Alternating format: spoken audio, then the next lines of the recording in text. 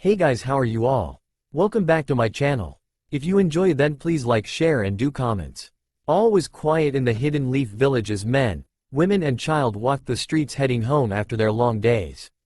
Children walked hand in hand with their mothers and fathers while lovers held each other's arms tightly. The many different little businesses throughout Konoha began to close up while the nightlife of the village began to wake up with taverns and bars beginning to get ready for their rush of customers. Form outside the village invisible to everyone in the village including the shinobi, a figure draped in a gray cloak looked at the village with emotionless eyes. His blue and silver eyes looked at the village before stopping at the Hokage monument just off in the back of the village. So they finally got around to adding her face to it, he said as he blinked and took his gaze away from it. Using his heightened eyesight, he scanned the streets and saw a few old faces walking down the paths. One was Choji Akamichi who like always was still eating a bag of chips. He had grown larger in both height and weight and wore a kind of red traditional Akamichi armor. His hair had grown much longer, all the way down to his mid-back and had his ever-happy smile on his face. Beside him was his usual partner in crime Shikamaru. He too had grown in height but was now shorter than the Akamichi. His long hair was still up in its usual ponytails and was now dressed in the usual Chunin uniform. In his front pocket he could see a gray lighter with a back of smokes just behind it. He watched as the two happily chatted and he smirked when he saw Shikamaru mouth the word troublesome like he normally did. They're the same as always, he said to himself as his eyes moved away from them. His heightened eyesight which had improved over the course of 6 months could now pick up the tiniest of things that could have been hundreds of meters away. Not only that but his sound and smell had improved as well. His time with the toads had proved most fruitful. As his eyes scanned the streets his good mood quickly took a nosedive when he spotted a very familiar raven-haired duck-assed bastard walking down the street with his normal scowl on his face. Yes, Sasuke Uchiha was walking down the street no doubt heading towards the Uchiha compound. Men and women civilians all greeted him as he went past but he spared no mind to them and simply ignored them as if they were not even there. The bastard had not changed much other than having gotten taller. Sensing his strength Naruto smirked at the fact that Sasuke had gotten weaker from when he was last in the village, more than 2 years ago now. Though I see some things never change, Naruto thought when he noticed a pink-haired woman following after Sasuke like a lost puppy. Sakura Haruno had not changed much other than her hair had grown longer again and was now wearing civilian clothes. She was spouting out nonsense to Sasuke while the Uchiha just ignored her. No doubt she was trying to find out a way to get Sasuke to marry her again. I thought I might find you here. A soft voice called from beside him as he turned around to see a woman figure jumping up towards him using the branches and using a cat-like agility and grace in doing so. She appeared next to him and linked one of her arms with his. How did you know? He asked as turned to look at his girlfriend Selena who had not changed much in the last 6 months other than her hair was longer and was currently tied up in a ponytail. Though if one thing had changed about her was that she was now so physically fit she could probably beat any Olympic runner or gymnast like it was nothing. Her training with him at Mount Myoboku had helped her ascend to levels she did not even know she had or thought was possible. Her running speed, her balance and her physical strength had more than doubled and with the weight on each of her limbs she was now carrying up to 100 pounds. And it looked like she was not having any trouble with it at all.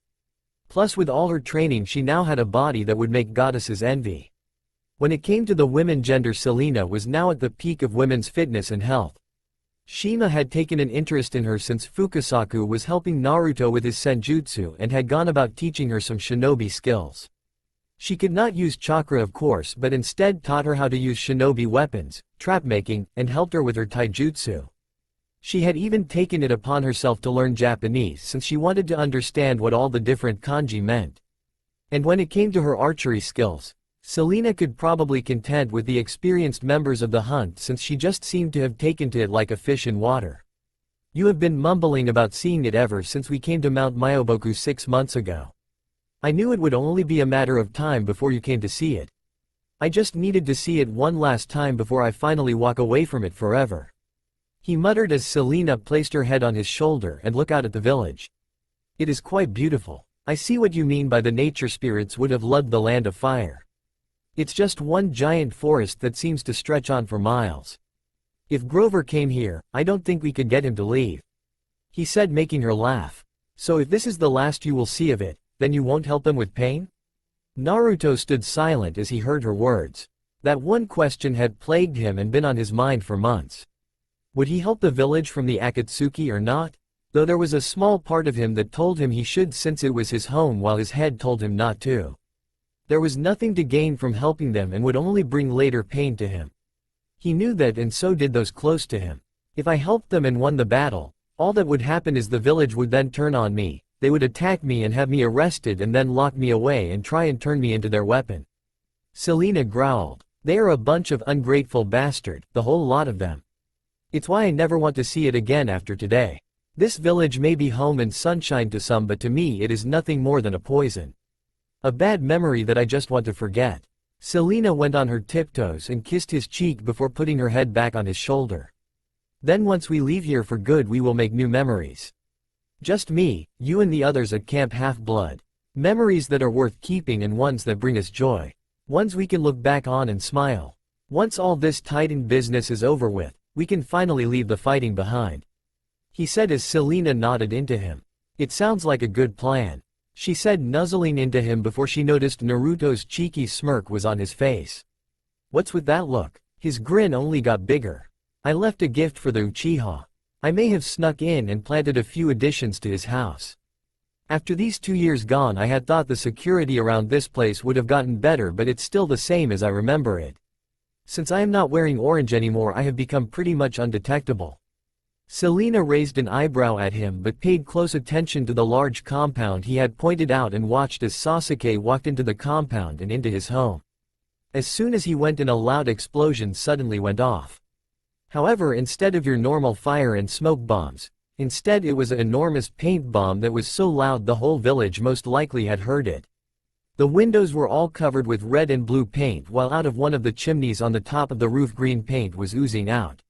Sakura, who had been trying to follow Sasuke inside, had been hit with brown paint, so it looked like she had a very unfortunate accident. The front door slammed open and out came Sasuke, who was covered head to toe in paint to the point that his hair looked like a spiky colored rainbow. He was scowling so much and swearing so much that Naruto was having a hard time keeping his laughter in. Selena stood next to him, and while she found it funny, she had to shake her head at her boyfriend's antics. Sometimes I worry about him. I wonder if they mixed his claiming up since his pranking skills are more like a child of Hermes. She thought as Naruto grabbed her hand while still laughing. Come on, I can sense Shinobi heading towards them. We best leave now, he said as she nodded. Naruto took one last look back and saw Sakura trying to calm Sasuke down while Sasuke was still throwing a fit and cursing whoever did that prank. It was then that Sasuke looked up in Naruto's general direction and met Naruto's eyeline. When he did, Naruto stared right back with his eyes shining and glowing a little while a fox-like grin appeared on his face. When it did, Sasuke's eyes widened a little before they went murderous with rage. Come on, let's go before he blows a fuse, he said as he held onto Selena's hand tight before he made a hand sign and poofed away in a cloud of smoke, taking Selena along with him, leaving the scream sounds of Sasuke cursing Naruto's name. With Naruto and Selena reappeared on Mount Myoboku and immediately started to make their way toward Fukasaku and Shima's home. As they walked there, the toads that varied of all sizes either greeted the pair or gave them both a nod hello. Since their arrival there 6 months ago, all of the toads quickly took a shine to Naruto and Selena and most immediately saw the similarities between Naruto and his parents. They saw how familiar his personality had become, more like Minato's, but had a similar aura around him like Artemis did. One that just shouted out a bond or familiarity with nature. The toads were even very welcoming towards Selena, who was a little nervous to be around enormous toads at first but eventually got used to the company and struck up friendship with various members of the toads community. Though she might not have been a summoner, they welcomed her happily since she was tied to Naruto in a way, and it was similar to what Minato had done with Artemis all those years ago. She had quickly struck up a strong friendship with Gamatotsu just like Naruto had with Gamakichi. The first time she saw him and met him and saw how childlike he was, she couldn't help but feel a little drawn to him and want to mother him. Of course, this led to Gamatotsu happily calling her big sis, much to everyone's amusement and her delight.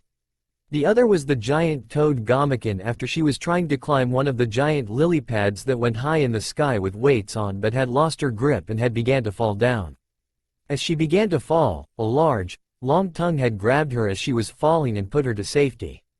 The tongue had belonged to Gamaken, who told her she was a little clumsy like he was.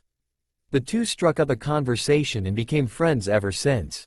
Aside from them, she thought that Gamabunta was a big grouch who drank way too much sake. In a way, she thought Gamabunta was the toad version of Dionysus. Naruto had laughed and told her not to tell Mr. D that since he would probably turn her into one just as a way of getting back at her. After a few more minutes, they eventually arrived at Ma and Pa house and saw the chimney puffing smoke out of it. It immediately made both Naruto and Selena go a little green. Though they were grateful at how motherly Ma had been around them and treated them, when it came to her cooking they wanted to run for the hills. Neither enjoyed having to eat insects for breakfast, lunch and dinner almost every day. The first time Selena saw what she might have to eat for the rest of their time at Mount Myoboku, she gave a look to Naruto telling him to take her home. Though later in they were eternally grateful to Pa as he revealed they had stocked up on food for Naruto and Selena to eat, since he knew full well what his wife's cooking was like and he did not envy anyone who was not a toad that had to eat it. They neared the home of Fukasaku and Shima, and both noticed Fukasaku was waiting outside for them with a patient look on his face. As they got closer, the old toad looked in their direction and smiled as they got closer. "Naruto, Selena, it's good that you have come. We have a guest joining us," he said, making both demigods' eyes shift up a little, wondering who would be visiting them since this was a first for the entire duration of their stay. Seeing their confused looks, Fukasaku showed them inside, with both following quickly after. Once inside, Naruto's mouth grew into a bright smile as he saw his grandmother Hestia sitting at the table sipping on some tea, having a small conversation with Shima. Hestia saw them come in and smiled warmly at Naruto before getting up and making her way over towards him. "Grandma," he said as he engulfed her in a tight hug, making Hestia laugh a little at how childlike her grandson was when he was around her. "Ooh, I have missed you while you have been away. The camp is not the same anymore without you there," she said before putting him out in front of her, looking at the little changes on him. His hair was a little shorter but was as spiky as ever, and he had very little baby fat anymore. Now that he was 16, he was becoming a full adult, and she already knew he was going to be a very handsome young man. He had grown again and was now around 5'10", and she knew he would be growing taller within the next few years. She then turned her head and saw Selena shuffling a little in her spot, since this was the first time she was properly meeting her boyfriend's grandmother. "And you must be the one that has gained my grandson's heart," she said as Selena nodded a little. "It is nice to meet you, Lady Hestia," she said as she bowed. But Hestia just laughed at the action. "My dear, there is no need to bow to me. I am not one for formalities," she said as she brought Selena in for a hug. Selena was surprised by the action but quickly returned it. When she did, she heard the hearth goddess whisper into her ear, "Thank you for being with him through this rough time. I know he could have used your support in these last few months." Selena, though surprised at first, exited the hug and gave a small smile to Hestia. "It was my pleasure." From the side, Naruto was smiling at their interaction, happy that Selena and Hestia seemed to like each other and were getting along. Though he had no doubt about it, it still worried him since he wanted Hestia to like her. "Gran, not that I don't love you being here, but why are you here?" he asked, since Hestia had picked an interesting time to finally visit. He was surprised that it was during the last few days of him being on Mount Myoboku, but his gut was telling him there was another reason. Hestia smiled. "Your observation skills are still growing, I see," she said before they all sat around a table and turned her attention to the old green toad. "Fukasaku, first I would like to ask where Naruto is in his sage training," she asked as Fukasaku had a thinking look on his face and took a moment before answering. "Well, he has shown great promise and had mastered senjutsu well, and very quickly, I might add. While we are still tinkering with a few little bits like how long he can last in said state, I would say he has just about finished his training. We are now just refining the edges now, so to speak." Hestia nodded and looked at Naruto with pride. "That is good. Very good. If that is the case, then it means now would be the best time to bring you back. Things at home are beginning to elevate, so to speak, and we will need Naruto more than ever." Hearing her tone, Naruto and Selena knew things back home were beginning to get worse than they had left it, and wondered if Luke or Kronos had made a move against the camp or Olympus yet. What's been happening back home, Gran? Hestia took a breath before she began to speak as the others leaned in. Things have not been good, Naruto, not in the slightest. While no battles have occurred yet, the enemy's forces are beginning to build and get to a monstrous level. Over the last few months, monsters have been sighted together and not on their own like they normally would be, all gathering in secluded areas away from town and cities. Your mother and her hunters have been in multiple small-scale battles, and while there have been no deaths yet from the hunters, it is also beginning to take its toll on them, and they are getting slower and pushed back more so than ever before. It's only a matter of time until the hunters begin to dwindle. And what's worse is that Zeus is still claiming ignorance and saying that Kronos is not rising, and that is just some small-scale uprising from the monsters and a couple of demigods. Myself and others have tried to point out to him that Kronos is rising, but he just refuses to believe it. Pervy King is still a stubborn old goat then, Naruto said while Selena smiled at the jab while Hestia laughed. Yes, well, like Mother Rhea says, he did take after his father in that aspect, she said before patting him on the cheek. By the way, Mother Rhea says thank you and that she will want to visit very soon. She enjoys being visited by Demeter and Poseidon, and she has you to thank for that, and I know she wanted to hug you to death. Naruto blushed a little but shrugged.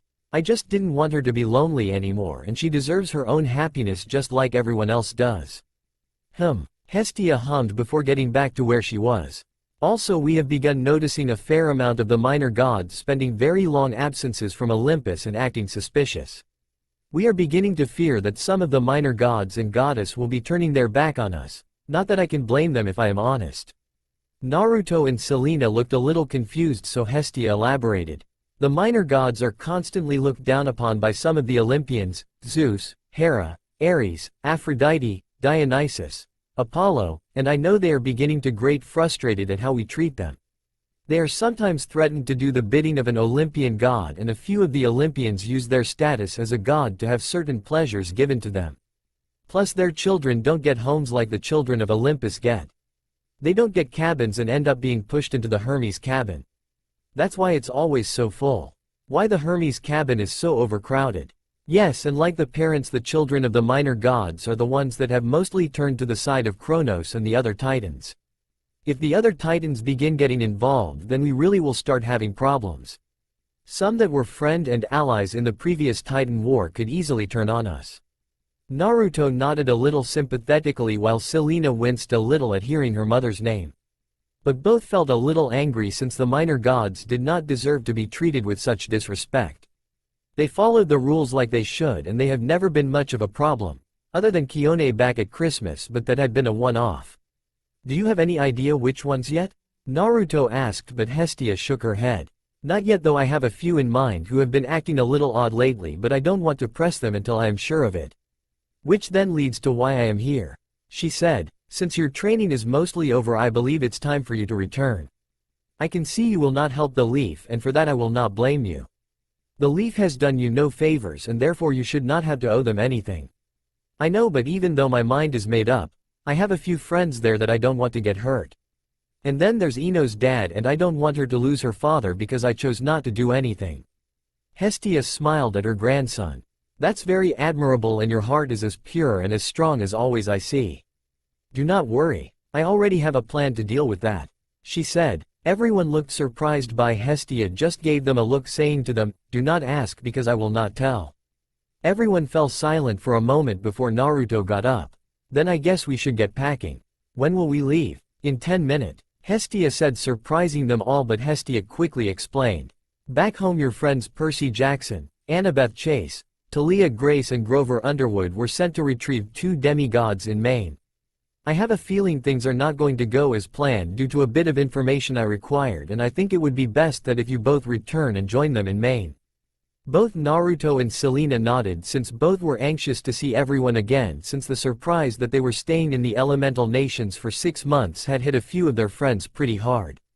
Clarice, since they were her 2 best friends, and Annabeth, since she looked up to Naruto like a little sister looks up to her big brother.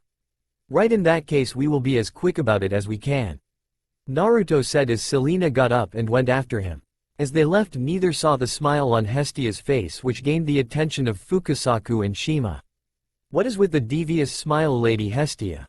They both asked with slightly raised eyebrows since it's made shivers go down their spine before it morphed into a warm smile as her eyes had a faraway look in them. Nothing, it's just Naruto will be getting a very nice surprise when he arrived in Maine. A surprise he has been waiting for more than 16 years. She said as both toads now understood what she meant. They hoped Naruto would be ready for the meeting of a lifetime. Maine, who are you people and what is that? A tanned girl with long black hair and a scruffy green hat called out as she stood in front of her little brother who looked physically similar to her as Percy and Annabeth stood in front of them with Percy having riptide drawn out and Annabeth with her 2 bronze knives in her hands. Both demigods looks a little taller than before and a little more mature. Percy had grown a little with his hair now shorter than how it normally was and his body was slightly more muscled than before. Annabeth's biggest change was that physically she looked in better shape than she was 6 months ago with her arms and legs showing off her now light but lean muscles from the training Naruto had set up for her and it had proved that it had done wonders for her. From behind the tanned girl, the younger boy looks in wonder at the figure in front of them. It's a manticore. He's got 3000 attack power and +5 to saving throws. The 2 demigods looked at him in confusion while the girl face-palmed. Nico, this is not the time for your card game. But Bianca, it's just like my game. He said before everyone heard a war cry and saw Talia engage the monster in front of them as she charged at it with her spear and shield activated. The monster in front of them looked like a lion's body and had a long, scorpion-like tail with small scales on its back which acted like armored plating. Its face meanwhile looked aged like a man in his early 40s with a bit of gray hair on his head. Talia jabbed at his head, but he snarled and swatted the spear aside. Its claws raked against the side of her shield aegis and sparks shot off from the claws meeting metal. Grover was off to the side trying not to panic and was using his wild magic to create weeds to tangle the manticore's feet, but it was doing little success as the manticore easily ripped them away. You will have to better than that, little demigod. The manticore, Dr. Thorne said as he pushed Talia away and into the snow-covered grass. Percy and Annabeth looked ready to get involved and were about to go forward, but from behind them the sound of a helicopter appeared, making them both turn around and go a little wide-eyed. The helicopter was fully decked out with machine guns on the side, and from beneath the helicopter a large searchlight was attached. The searchlights turned on and shot towards the small fight between Talia and Dr. Thorne. The searchlights blinded Talia, and the manticore swatted her away with its tail. Her shield flew off into the snow. Her spear flew in the other direction. No, Percy said as he ran out to help her. He parried away a spike just before it would have hit her chest. Dr. Thorne laughed. Now do you see how hopeless it is? Yield, little heroes, and perhaps I will spare you if I feel merciful. The group were trapped between a monster and a fully armed helicopter and they realized that they had no chance. 2 Cyclops also appeared behind Dr. Thorne, making things even worse than before. Then when the group thought things were over and Bianca and Nico hugged each other tightly, they heard a clear, piercing sound. The call of a hunting horn blowing in the woods. Percy looks around to see where it came from but noticed that Dr. Thorne had a panicked look on his face before it contorted into a look of annoyance. His head then turned and faced the forest to their side. When he did, so did the others, while Annabeth scowled a little, obviously knowing who was coming.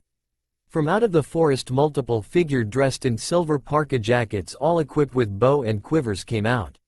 When Percy got a good look he noticed all of the figures coming out of the woods were girls. All varying from the age of 10 and 16, all wearing the same clothes and all with the same hateful and steeled looks on their faces. Great, just what we needed. Annabeth muttered as Percy looked at her.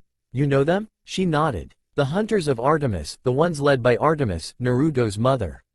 As she spoke a silver arrow flew through the air and hit Dr. Thorne right in the shoulder, making him take a few steps back and let out a curse of pain. He then grabbed the arrow and yanked it out. One of the older archers stepped forward with her bow drawn. She was tall and graceful with coppery-colored skin. Unlike the other girls, Percy noticed she had a silver circlet braided into the top of her long dark hair, so she looked like some kind of Persian princess. Permission to kill, my lady? She asked as Artemis strolled out very relaxed in her 12-year-old form. She looked towards the manticore and Tsked in disdain. To what do I owe the pleasure of meeting with Olympus's Girl Scouts? Here to sell me cookies, are you? Dr. Thorne asked as all the girls glared at the hunters, and when some of them shouted curse words at him, he just laughed. "I am here to hunt monsters, something you clearly are Manticore," she said coolly before she looked at helicopter and waved her hand in front of it. It disappeared into a flock of birds and all flew away. She then nodded to Zoe, who stood next to her. "Permission granted, Zoe. I would not be too sure just yet," he said tauntingly before his long tail suddenly wrapped around Talia and held her in the air in front of him. "Talia," Annabeth called out as Percy grabbed her from getting too close. Percy was trying to calm Annabeth down so they could come up with a way to save Talia, but to the half-blood's surprise the hunters did not lower their bows and instead pulled back on the strings. They're still going to fire? They all thought before. To their shock, the hunters still fired their silver arrows towards the Manticore. Dr. Thorne too looked surprised at the action, thinking they would not dare hurt him while he had a girl hostage, since it was common knowledge the hunters thought women were the greatest thing in the world. He guessed the hunters had become a lot colder during their many years in service to Olympus. The silver arrows all neared their target, but just before they could hit, and as Annabeth, Grover and Percy shouted out for them to stop, a new wave of black arrows suddenly appeared from the side and embedded themselves in the silver arrows, halting them in their tracks. An eerie silence rang out through the giant field as the demigods all looked surprised at what just happened, while the hunters all looked murderous. "Who dares stop our arrows? Who dares interrupt our hunt?" Zoe called out angrily as she and the other girls all grabbed another arrow and looked ready to fire another one off. Dr. Thorne chuckled before he motioned for the two Cyclops from behind him to move forward and protect him while he attempted to try and escape with his new hostage. However, before he could, a sound rang out through the field. Everyone listened in and heard what sounded like twirling. Like something was twirling through the wind, and it was only serving to get louder and louder every second. "What is that?" Bianca asked as they all looked to see where it was coming from. But before anyone else could answer, trees from the forest suddenly burst open, and as quick as lightning a large spinning object sped out of the forest and struck the two Cyclops and beheaded both of the two giant monsters, causing them to drop to the earth and fade away into gold dust. When they dropped, everyone looked gobsmacked at what just happened, and Dr. Thorne looked panicked. When the object stopped, it embedded itself on a large tree trunk, now showing everyone that the object was a large sword that looked like a butcher's knife. While the hunters looked at it in a little fear, Annabeth, Percy, Grover and the bound Talia looked at it in surprise before they recognized it. "Is that the Kabikari Bacha?" Annabeth said, though she and the others noticed that the sword had changed a little. The handle had a bronze handle, and one side was now made and coated in celestial bronze, looking similar and like a larger version of Luke's sword. "Does that mean a euro?"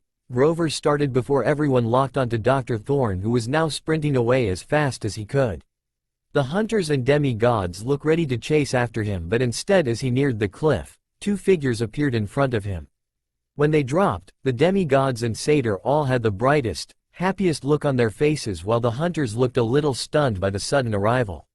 While Artemis looked in between the motions of shocked and happiness.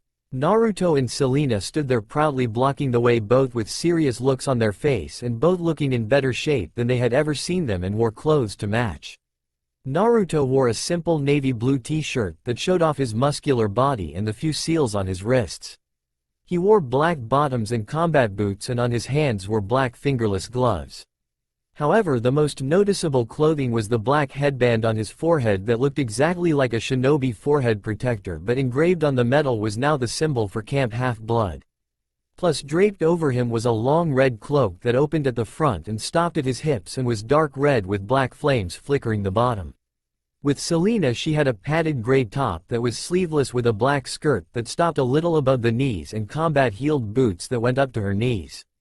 On her skirt she had a bandana just like Naruto tied around her waist. On her thighs she had various knives strapped to them, while on her back she had her bow and quiver strapped on. Like Naruto, she wore a cloak jacket, but the colors were instead a grayish silver with hot pink flames at the bottom. All the demigods looked at them and thought they were completely badass, and Percy and Grover wanted to know where to get one.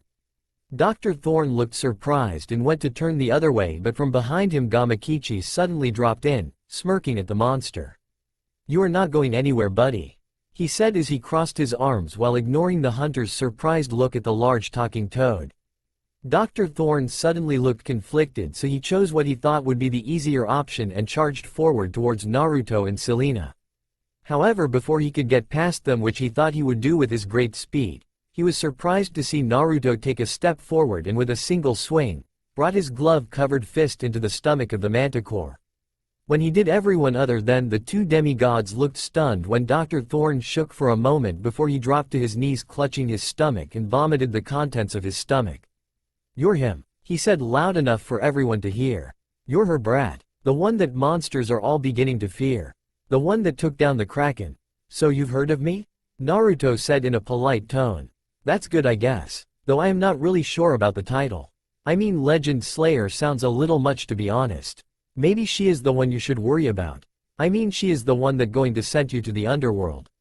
"What?" Dr. Thorne asked before sharp pain entered his mouth and caused black blood to pour out of it.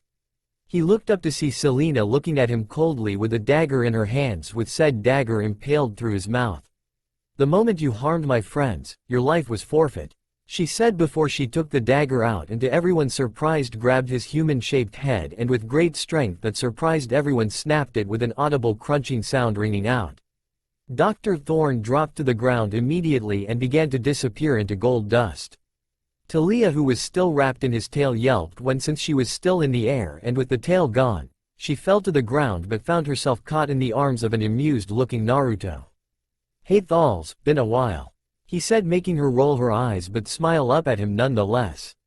"Nice of you to finally join us, Uzumaki. We were wondering when you two were going to get back," she said as Naruto put her back on her feet. "Naruto, ooh," he heard as he looked forward to see Annabeth sprinting towards him before she jumped into him and wrapped her arms around his neck. He smiled as he spun her around a little, making her laugh and squeal a little before he placed her back down on the ground. "I have missed you, Bethy," he said as Annabeth gave him a family kiss on the cheek. "Missed you too, Fishcake," she said quietly, making him roll his eyes before he greeted Percy, who was now beside him, and gave his friend a manly one-armed hug. He spotted Grover a little distance away with a boy and a girl who looked like siblings and who he thought he recognized. Before he could get a closer look, he finally noticed the hunters standing there as they headed towards them, some looking at Naruto with emotionless looks and others looking at Selena in slight awe. Naruto had not paid much attention to them beforehand, but now as he looked at them and he saw what they were wearing, his eyes went a little wide.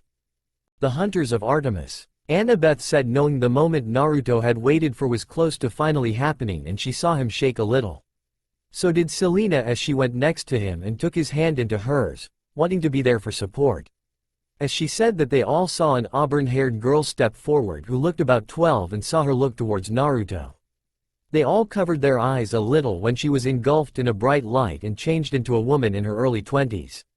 She looked towards Naruto and after a moment of silence a warm, loving smile appeared on her face. "Hello, Naruto," she whispered to him as she walked and stood in front of Naruto. Naruto's throat tightened a little as he looked towards the woman he had waited so long to finally meet. "Hi, Mom." Naruto stood there with a dumbfounded look on his face as the entire field was completely silent of anyone speaking, as everyone's eyes laid upon him and the goddess in front of him, who was still looking at him with an ever-curious smile on her face. This is my mom, he thought to himself as he looked her over.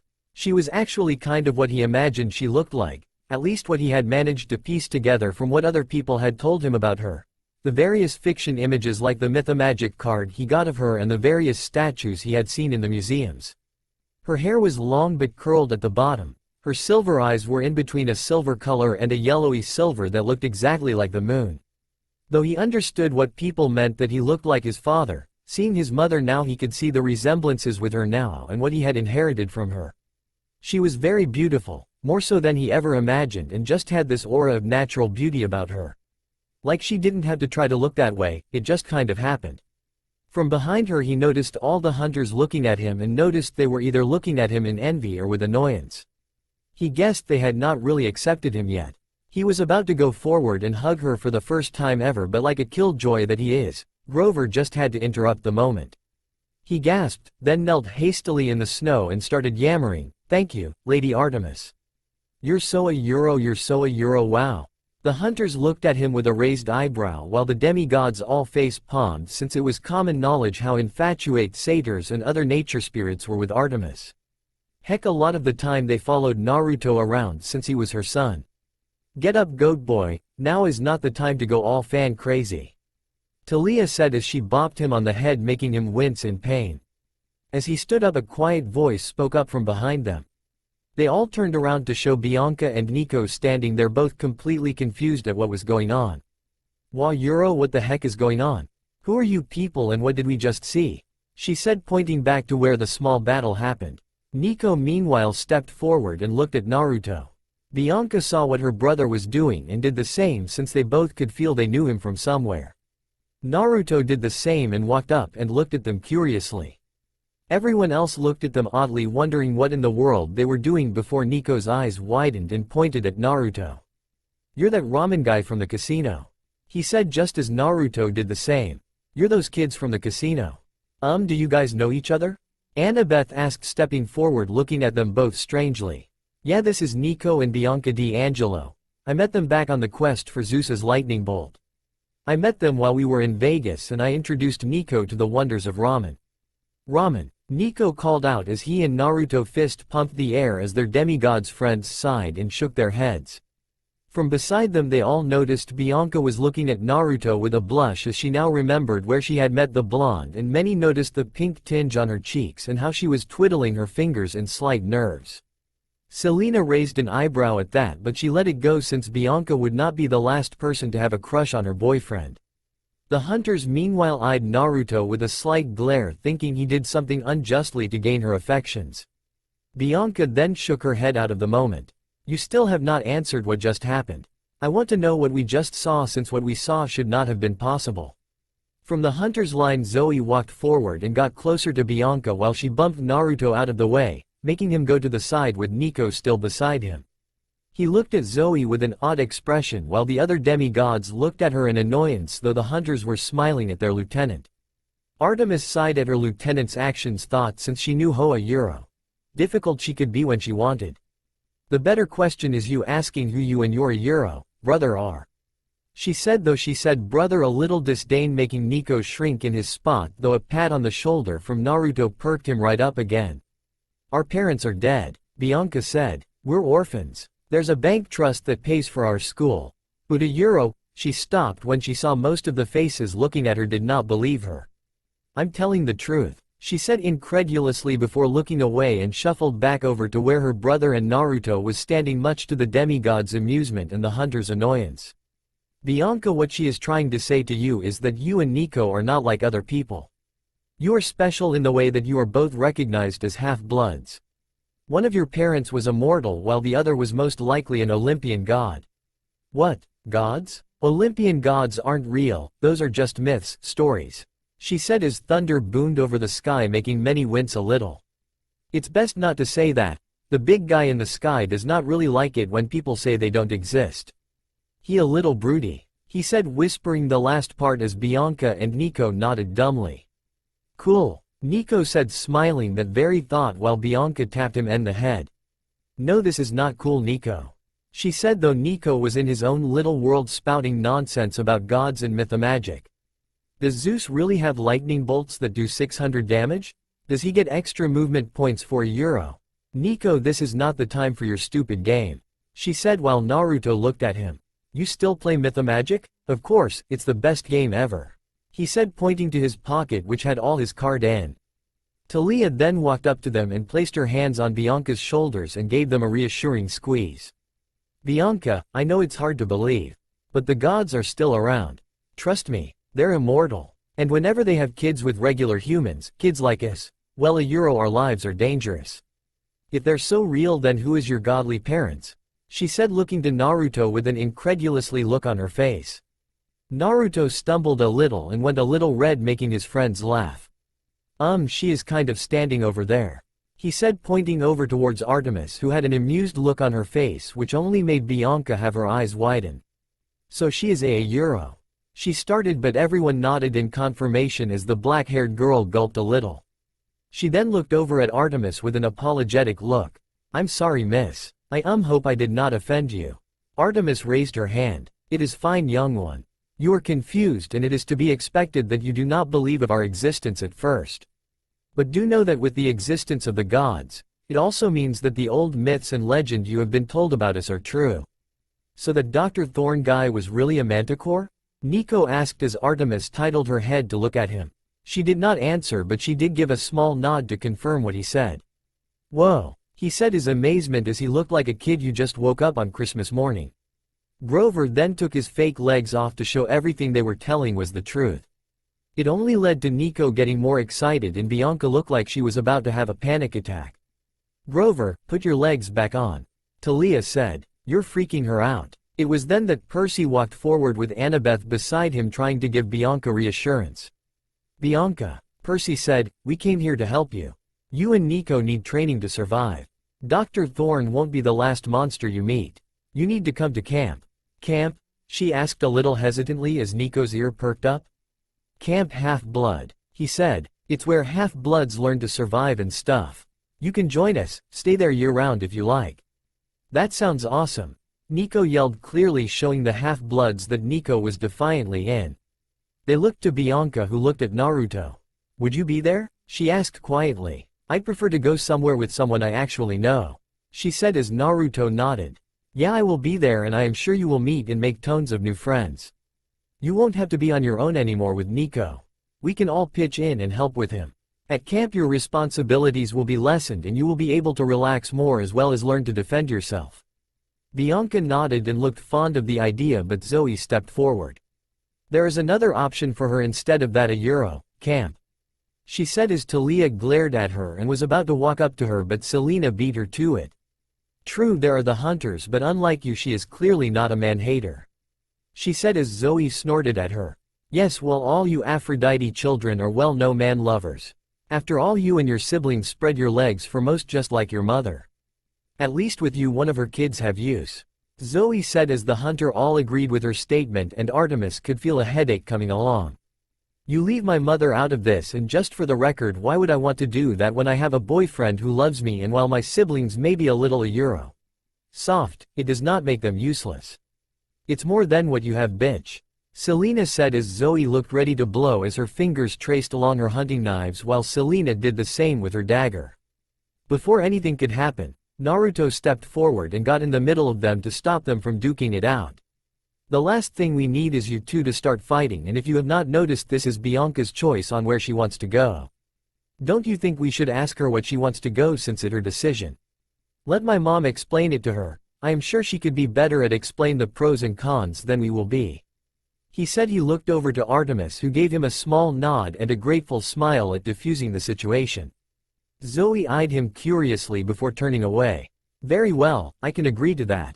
As can I, Selena said as she wrapped one of her arms, though one of Naruto's. Zoe stood back in line but glared at both Talia and Selena, who happily glared back at her. We've burdened these children enough, Artemis announced as she tried to get everything back into order. Zoe, we will rest here for a few hours. Raise the tents, treat the wounded, retrieve our guests' belongings from the school. Zoe nodded and began to walk away with the other hunters. Yes, my lady, Bianca, like my son said, I will explain it to you. Come with me and we will have a small chat. Bianca nodded and went with Artemis whilst Naruto looked on. He knew his mother had her duties, and while he was glad she looked happy to see him, he hoped at some point they could actually have a talk.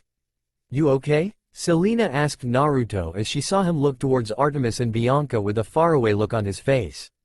I'm fine. He gulped and he swept his hand through his hair. It's just weird to think that I am actually looking at her after all this time. It's not how I imagined we would meet for the first time, but I can live with it.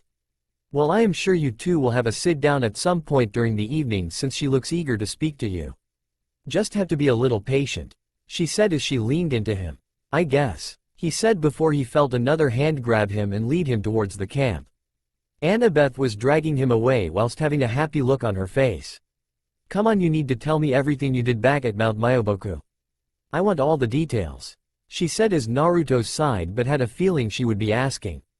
Percy, Talia, Nico, Grover and Selena followed after them as Talia wanted to see just how strong Naruto and Selena had become in their time away with Artemis and Bianca. This is far enough. Artemis said as she stopped beside the other side of the field, away from prying eyes and ears as Bianca stopped and shuffled where she was standing. "You need not be afraid of me, young one. I will not harm you unless you give me reason to," she said. "Sorry, it's just euro. I never imagined I would actually be talking to a real-life goddess," Bianca said as she swept away a strand of hair. "It's fine, I understand today has been long and stressful for you and your brother, so I will keep this explanation short so we can quickly go to my camp. Though your brother only has the choice to go to Camp Half-Blood, you on the other hand have a second choice. That choice being you can join my hunters and will travel with us through the world, go on adventures and be free of responsibilities. You will gain eternal youth and will live for many decades, centuries, perhaps even longer. You will be shown how to defend yourself and how to take care of yourself without the aid of men." Bianca nodded, and she had to admit it did sound amazing but a little too good to be true, like there had to be some kind of catch. "But there is a catch, isn't there?" she said as Artemis nodded. "One of the requirements is that it is generally needed for a huntress to renounce men altogether and see women as the superior gender. Also, you would have to swear off romantic love for the rest of your life. Once you are in the hunters, it will be very difficult to leave, and breaking the rules that are set in place is reprimanded greatly." "So I would not see Nico again?" she asked, since it did not sit well with her having to just leave suddenly and leave Nico all alone. Artemis shook her head. "You would see him on the rare occasions that we visit Camp Half-Blood, but otherwise no, you would not see or contact him," she said, and immediately the goddess could see the afflicted look on Bianca's face, and something inside of her already told her what the answer would be. Leave Nico behind. I couldn't just abandon him like that. I'm his only family, she thought. Plus Naruto said we would make tons of new friends at camp and that it would become a nice new home for us. Somewhere we will be safe and looked after, They stood there for a moment in silence as Artemis waited for her answer. "Thank you for the offer, Buddha Euro, but I will have to say no to joining the hunters. I can't just abandon Nico like that. It wouldn't be fair on him," she said as Artemis sighed and nodded. "Very well. It is very loyal of you to stick with family than your own wants, something I value greatly. While I may not be pleased with the decision, I will respect it, and I will tell the other girls to respect your decision." "Thank you," Bianca said as they began walking back to the camp. As they walked, Bianca inadvertently blurted out what was on her mind, which gained Artemis's attention. "How are you leader of a group of eternal maidens when you are not one yourself?" she asked before she placed her hand over her mouth in shock at what she just said. Artemis raised an eyebrow at her. Bianca scolded herself for asking such a question, but she couldn't help it. Her curiosity was getting the better of her. Artemis was known as the maiden goddess, and yet here she was with a son. "That is an interesting question, and one not many have dared to ask me. But I commend you for your honesty for asking. However, it is best I speak with my son first, since he will be wanting similar answers." "Wait, you mean this is the first time he is meeting you?" she asked, surprised that she was part of one of Naruto's big life events, though Artemis did not answer, and they walked the rest of the way in silence. With demi-gods, Naruto sat beside Selena as Selena spoke with Annabeth and Talia about her time on Mount Myoboku and how about her 6-month-long training period with Shima and the Toads. Percy and Grover were sitting with Nico as the younger boy was showing them his mythomagic cards as well as asking them all kinds of questions about the camp and the gods. "So there is a cabin for each god or goddess?" Nico asked as Percy nodded. 12 cabins for the children of the 12 Olympians. Then the unclaimed go to the Hermes cabin, since Hermes is happy to let those that have not been claimed stay in his cabin with his children, which is where you will go at first until hopefully your parent claims you. Usually it's pretty crowded in there, but lately a lot of space opened up in it and now there are a few bunks and beds free. Plus Connor and Travis, who are the heads of the cabin, are good friends of ours and will take good care of you," Grover pitched. "Though watch out, since they tended to be a couple of pranksters," Percy added, and Nico nodded, getting more and more excited about it. As they all talked, the tent flap opened up to see Bianca walking in towards them, and many smiled when they knew her presence here meant she had chosen not to join the hunters. The girls all welcomed her in as the boys gave her a nod and wave, immediately putting nerves Bianca had to rest, letting her know internally that she made the right choice. "Now we have another girl for the group," Annabeth said as she and Talia put their arms around Bianca to help her feel included. It worked, since the tanned girls smiled at them. As they spoke, Naruto took off his jacket, revealing his well-muscled arms, making the girls all blush a little while Selena smirked. Though when he did, it also gained the attention of everyone. "Naruto, is that a tattoo?" Annabeth asked as she took right arm and looked on his upper arm, as did everyone else, as Naruto just smiled at them. The tattoo was of a Greek shield with a Greek helmet in the center of it, with a sword going diagonally down one side and a spear going down the other. At the bottom was a horizontal bow, and then on each side was a word around the shield, with the Greek word for family right at the top and the words honor, duty and respect down the other. "Wow, that is such a badass tattoo," Talia said as Percy quickly agreed with them, as did Nico and Bianca. "Yeah, I thought the same when I got it," Naruto said as Annabeth looked at him quizzically. "Where did you get it?" "The Toads let us go out into a few towns from time to time to relax, and we found a tattoo place. I had an idea for a tattoo in Selena, and I decided to get the tattoo." They looked at Selena, and she took off her left boot and showed them her foot. Just above her ankle was the same tattoo. "It's official. I need to get that tattoo," Talia said as a few of the others all nodded as Naruto and Selena nodded their heads. "It is a pretty awesome tattoo," they both said before Selena leaned over and kissed him on the cheek before putting her boot back on. "No doubt Clarice will probably want to get one too. I think that much is a given," he said just as the tent flap went open and Zoe Nightshade walked in, scowling as she did. She glanced at Bianca with a disappointed look on her face before she looked at Naruto, Percy, and Bianca. "My mistress would like to see you, so get up and start moving," she said before she stormed out. "She's a ray of sunshine," Talia said as the three got up and followed after Zoe. They trekked through the hunter's campsite, with Naruto now wearing his jacket again, but with the sleeves a little rolled up. As they walked, they saw the hunters just sort of stared at them as if trying to figure them out, Naruto mostly. When they looked at Bianca, it was looks of disappointment, whilst Percy ended up just getting glares. "They don't look too pleased to see us, do they?" Percy whispered to Naruto, who just shrugged. "They are technically man-haters, so it's to be expected." "Yeah, but you think they would cut you some slack, at least since Artemis is your mom." "I guess, but to be honest, I was never expecting much from them anyway. One of the two I met on the Lightbolt quest was rather antagonistic towards me." Before they could continue to speak, they ended up at the main tent where Artemis was currently residing in. Zoe motioned for them to follow as she went inside, and they quickly followed after them. The inside of tent was warm, with multiple furs decorating the room. Silk rugs and pillows covered the floor. In the center, a golden brazier of fire seemed to burn without fuel or smoke. Behind the goddess, on a polished oak display stand, was her huge silver bow, carved to resemble gazelle horns. Artemis was sitting on a wooden throne with a large deer with its head happily lying on her lap, and said goddess was still in her adult form. Zoe walked towards her and stood next to her throne with her ever-serious look on her face. The three demigods took a seat on some cushions that were laid out in front of her and began making themselves comfortable. "You must forgive my hunters if they do not welcome you," Artemis said as she looked at Percy before looking a little sadly at Naruto.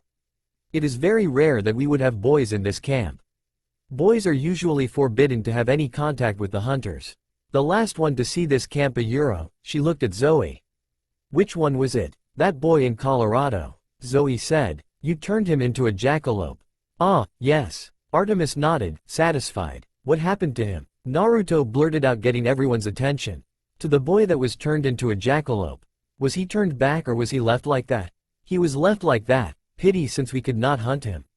He interrupted our hunt with that loud mouth of his," Zoa said before Artemis could speak. Naruto raised his eyebrow at the copper-skinned girl before he looked towards his mother. "Please turn him back." "Excuse me?" Artemis said, a little surprised, as Percy and Bianca looked at him in shock while Zoa looked at him angrily. "If that is the only reason you did that to him, then he did not deserve that to be done to him. His family is probably sick with worry, and he should be turned back to normal." The tent was in silence as everyone stared at him while Zoe looked ready to explode again. Artemis bit her lip before sighing and clicked her fingers, making Zoe huff and Naruto give her a thankful smile.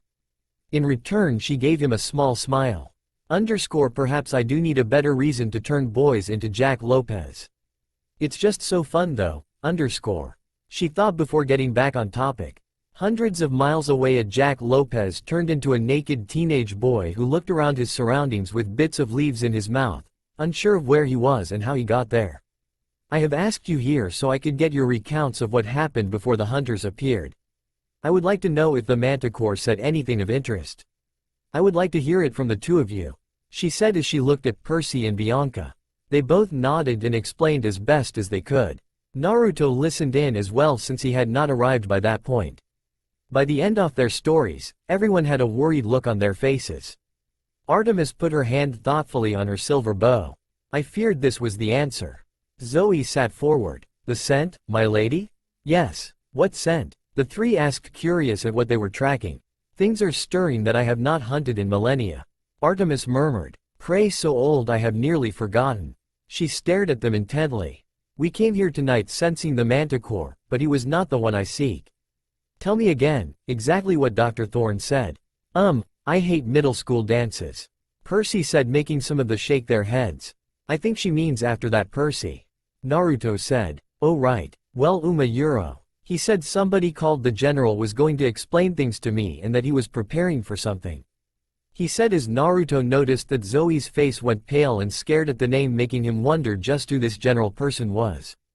Whoever it was, it had her spooked. That's right, and then he said something about the great stirring pot and that soon we shall have the most important monster of all, a Euro, the one that shall bring about the downfall of Olympus. Artemis sat as still as a statue. I have been too slow in seeing what has been in front of me the entire time. I must hunt down this monster immediately. Zoe looked like she was trying very hard not to be afraid, but she nodded. We will leave right away, my lady. No, Zoe. I must do this alone. But, Artemisa Euro, this task is too dangerous even for the hunters. You know where I must start my search. You cannot go there with me. I will find this creature. Artemis vowed. And I shall bring it back to Olympus by winter solstice. It will be all the proof I need to convince the Council of the Gods of how much danger we are in. She then looked at three of them. Please make sure my hunters get to the camp safely. They will be traveling with you back to Camp Half-Blood, where they will be remaining until I come collect them. What? Zoe blurted out. But, Artemis, we hate that place. The last time we stayed there. Yes, I know, Artemis said. But I'm sure Dionysus will not hold a grudge just because of a little, misunderstanding. It's your right to use cabin 8 whenever you are in need. Besides, I hear they rebuilt the cabins you burned down. Fine, Zoe gritted out before pointing to Naruto. But he cannot stay in there while we stay at the camp. He will need to move out. Wait a minute, Percy said, standing up. You can't do that. He is Artemis's flesh and blood. If anyone has the right to go into that cabin, it's Naruto. Zoe, that is unfair. Naruto has just as much right as the hunters do.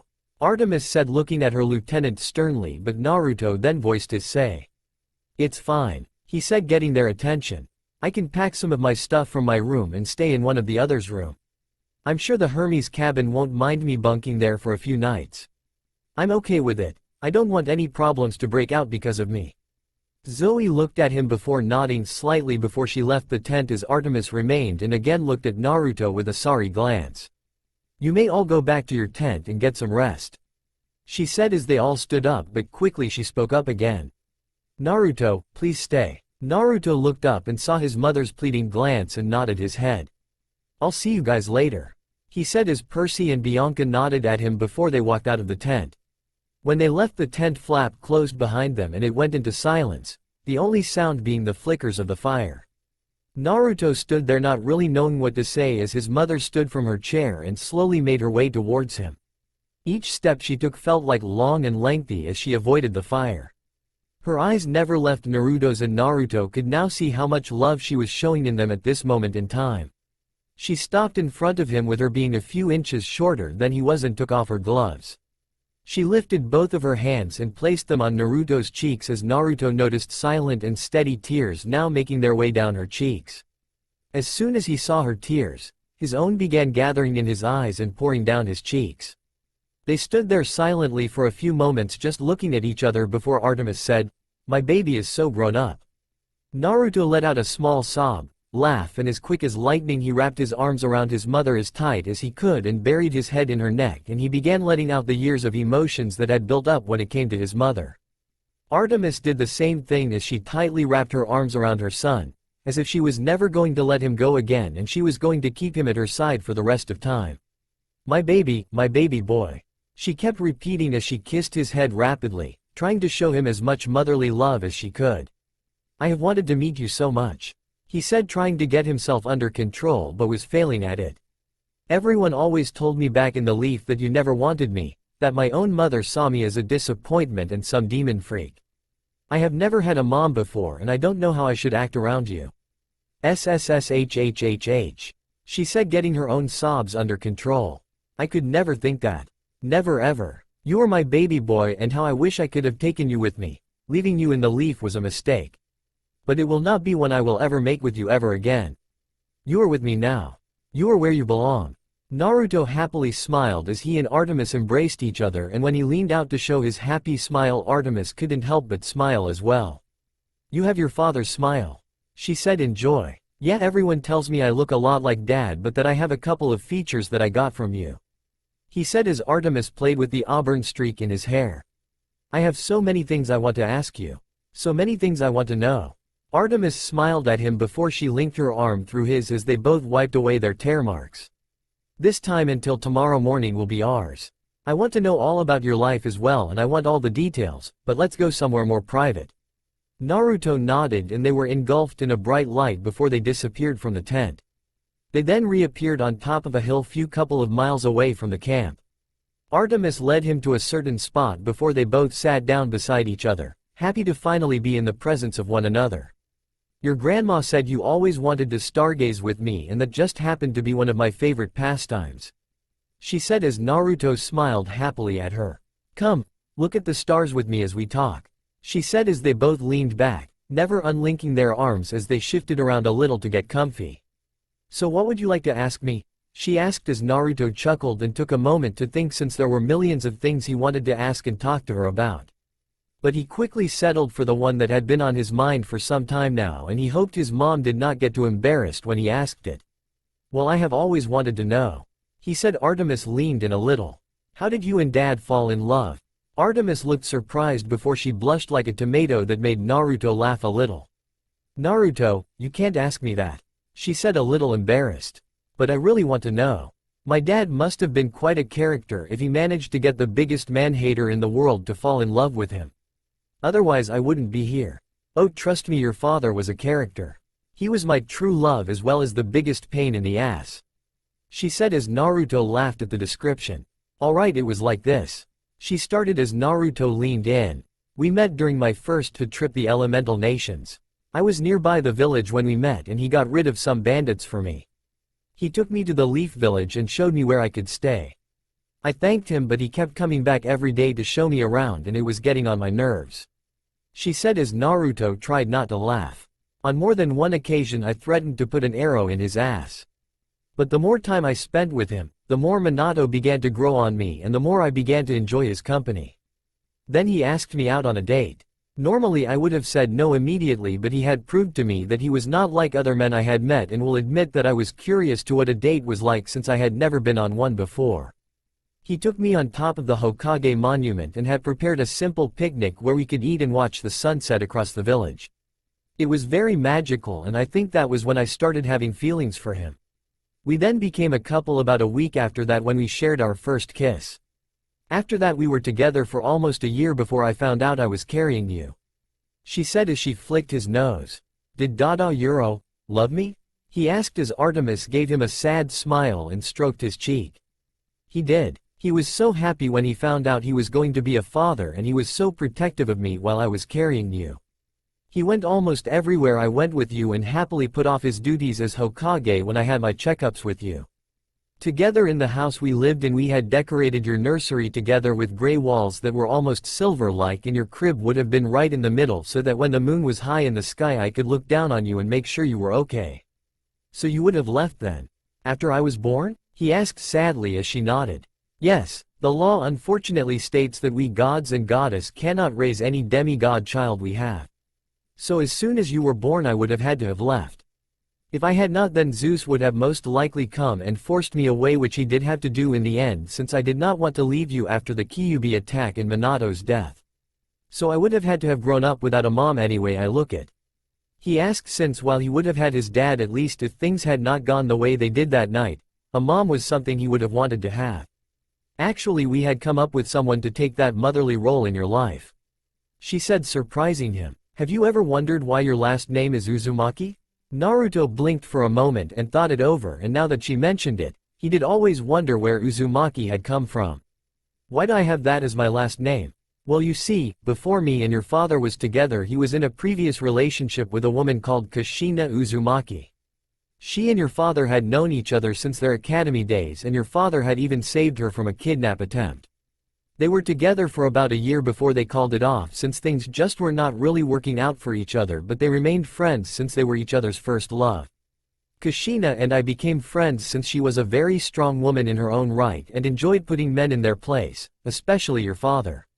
When she found out who I was and that I was carrying you, it was decided that when I left, she would take over as the mother in your life and be the mother that you always deserved. She and Minato were more than happy to do so since they remained close to one another. In fact, though most believe it was Jiraiya that gave you your name, it was actually Kushina since she liked the name and thought it fit. Kushina Uzumaki, He thought, trying to see if he recognized the name, but he could never recall ever meeting or being told about a Kushina Uzumaki ever. This was the first time hearing it.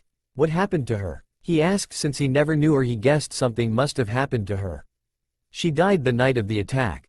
You see before you, Kushina was in fact the Jinchuriki of the nine-tailed fox. She said, making him look at her in shock. It might be why she was so happy to the notion of being your mother figure, since the only time a seal is weak is when a Jinchuriki is in childbirth.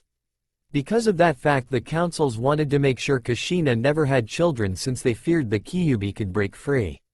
So they took her chance to be a mother away. He said angrily as she nodded. But if she was the Jinchuriki, then how did the Kyuubi get released? Artemis frowned and looked up at the sky. I don't know all the details, since when the attack happened I was weak after just giving birth and so tired that I ended up unconscious about halfway through it.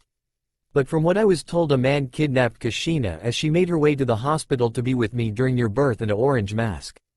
We can only guess he then ripped the Kyuubi from her and she must have died in the process, but again I do not know the full story. I only found out about her death the next day. Who was the man in the mask? Artemis shook her head. I don't know who he was, but whatever reason he had to attack the leaf, your father managed to defeat him and end him before he could cause any more damage.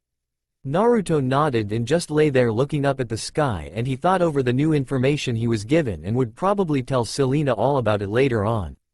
A man in an orange mask. I wonder who he was. The mother-son duo lapsed into silence as they enjoyed each other's company and simply sat staring up at the sky. The night was beginning to get colder, not that either felt it, and they were beside each other still with an arm linked with one another's. So the Huntress Sayuro, Naruto said, and Artemis looked over at him. They are a little intense. Artemis frowned but nodded. Yes, the girls have had difficulty adapting to the news of you being here. While some of the younger hunters are fine with it, my older ones are having a hard time accepting it. So I guess that girl Zoe is one of the older ones then. I know Zoe can be a little intense like you put it, but she has more a reason than any not to trust or like men in general. She has had over 2,000 years to build her hate for men, and it is almost resolute. She is the one that I have always been most worried with you meeting. Yeah, I can see why. She does not seem to like me in the slightest. Artemis sighed and scooted ever closer to her son. You just need to give her and the other hunters some time. They will accept you in time, but you need to be patient. I hope so. I mean, they are my family in a way, and in some weird way I guess they would be my sisters since you take them and give them a home, right? He asked as Artemis practically beamed at him when he called them his sisters. I hope they can accept that, which I am sure they will. I know deep down I think they would like to be able to call you brother. He nodded before it was Artemis who now asked a question. So this daughter of Aphrodite you area Euro dating? She said as he nervously chuckled. Yeah, Selena, she is pretty great, huh? Well, I suppose though, are you sure she is the right one for you? She asked as he sighed a little. Mom, I really care about Selena and I do love her just like she loves me. Besides, Grandma Hestia likes her. Whether your grandmother likes her or not, I know for a fact that children of Aphrodite tend to take after their mother. They play with people's feelings and they break hearts. I do not want to see this girl play with yours. She won't, Mom. She is not like other children of Aphrodite. She is trying to distance herself from those kinds of thoughts, and since then she has become a very strong person. Lady Shima did teach her while we were on Mount Myoboku, and as you saw she handled that manticore pretty easily. What about Athena's daughter? Could some spark not be there? She said since she wanted her son to be with a girl that she liked, thought was respectful and more important was worthy of her son. She was not going to let just some ordinary tramp take her son's heart. No, Annabeth's like my sister. It would be too weird. Artemis huffed a little before nodding. Yes, well, nevertheless I will be keeping my eye on that girl, she said before Naruto shrugged. The rest of the evening was spent with the two just casually talking and catching up, with Naruto telling Artemis all about his last 2 years in this world while Artemis told him about some of her adventures she had with the hunt. Neither paid much attention to what the time was and neither really cared. They just enjoyed the first really time they had spent together in a very long time.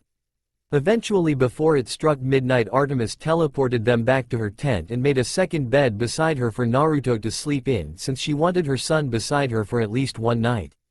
Most 16-year-olds would have found it odd and had said no, but Naruto could care less and he happily changed into some sleepwear his mother gave him and got into bed. Artemis got in the bed beside his and immediately grasped his hand into her as they settled for the night to go to sleep.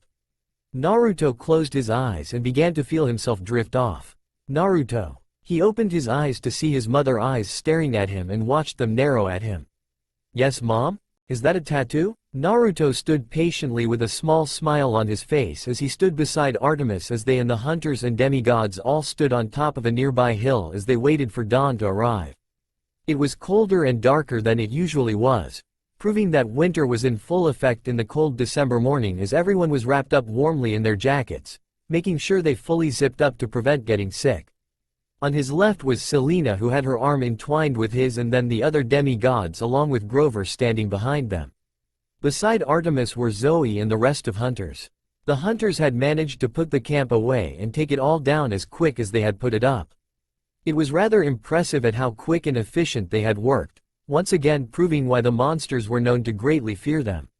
From behind him, Naruto could hear Talia, Percy and Grover talking to one another in hushed voices. He scratched the back of his head, happy the lump his mother had given him last night had gone.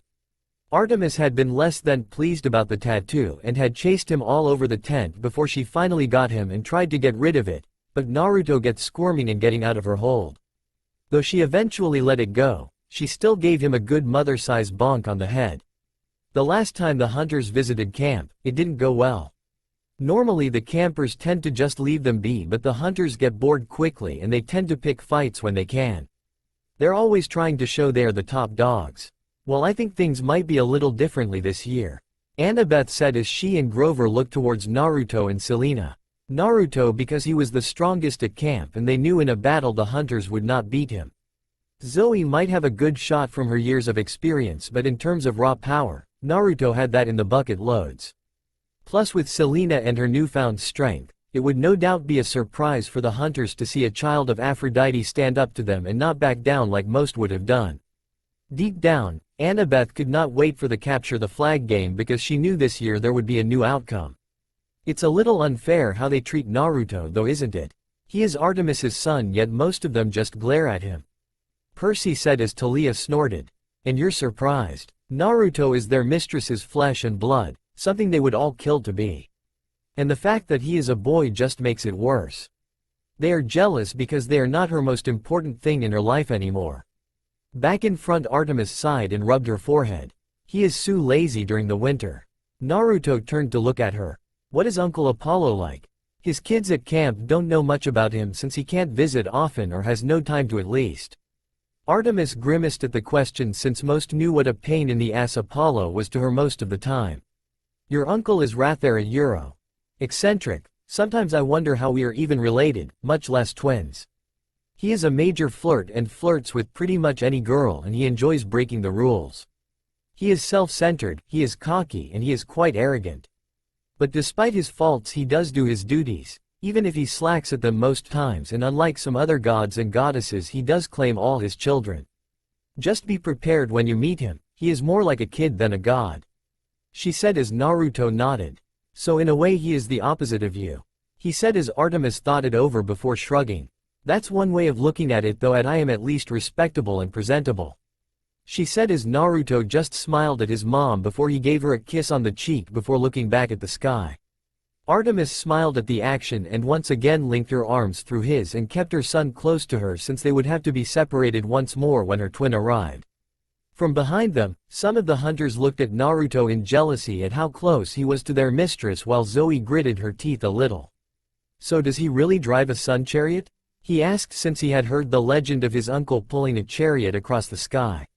Yes, he does, though knowing Apollo it's probably turned into some kind of car or motorcycle. Depends what his pick of the week is. So do you have a chariot too, or is that just him? I do as well, but unlike my brother I prefer to keep it as a chariot since I enjoy the air hitting my face and the freedom it gives me when I'm driving it. She said, smiling at the very thought. If you like, perhaps when we next see each other I can give you a ride in it. Naruto's eyebrows show up and a big smile appeared on his face as he nodded his head. I would really like that, he said quietly as now it is Artemis who leaned over and kissed her son on the cheek. From the side and behind him Selena, Percy, Annabeth, Talia, Grover, Bianca and Nico all smiled as they watched the mother and son happily talk away with one another and were happy that Naruto had finally got a chance to connect with his mother, even if it was just for a short time. With Bianca and Nico they both wondered who their Olympian parents was and hoped that whoever it was they would be as welcoming and as loving as Artemis was to Naruto. A few moments later everyone saw sky begin to lighten and the first small bits of the sun began to rise. It's about time, Artemis said as she unlinked her arm and crossed them. As they watched the horizon a strong light hit them along with a strong warmth that caught Naruto and the others a little off guard, though the hunters remained as stoic as ever. Close your eyes and don't open them until he parks, she advised them as they all followed her orders, as did the hunters. Naruto could feel the light and the heat intensity and it made him want to unzip his jacket as he found himself beginning to sweat from the sudden intense heat. Everyone else was beginning to feel the same way. However, just as quick as it came, it suddenly disappeared and the cold air was all he felt once again. Slowly everyone began to open their eyes and look in front of them. In front of them was a red convertible Maserati Spider and Naruto could hear Percy saying, "That's the car I always wanted." They noticed the car was glowing because the metal was so hot and it had made the snow all around the car completely melt away and looked like snow had never been there in the first place. Beneath their feet was now green grass that was a little bit wet, the only remnants of the snow from just moments ago. The passenger's door opened and who they could only guess was Apollo stepped out of it. Apollo looked around 18 to 19 years of age and had sandy blonde hair and tanned skin with very outdoorsy good looks. He was taller than Naruto was and had a very playful smile on his face, like he had just been up to no good. He wore jeans and loafers and a sleeveless t-shirt. Naruto had to admit after how his mom described him he kind of looked what he had imagined, though he was surprised at how many physical resemblances he had with his uncle with the tanned skin and blue eyes. He's hot, Talia muttered. Well, he is the sun god, Percy answered. Around the demigods rolled their eyes at what he said while the hunters were openly glaring at Apollo, who was happily making his way towards Artemis. "Yo little sis, how is it going?" he said happily as he showed off his pearly white teeth as he put his arm around his sister's shoulders. "You never call or write to me anymore.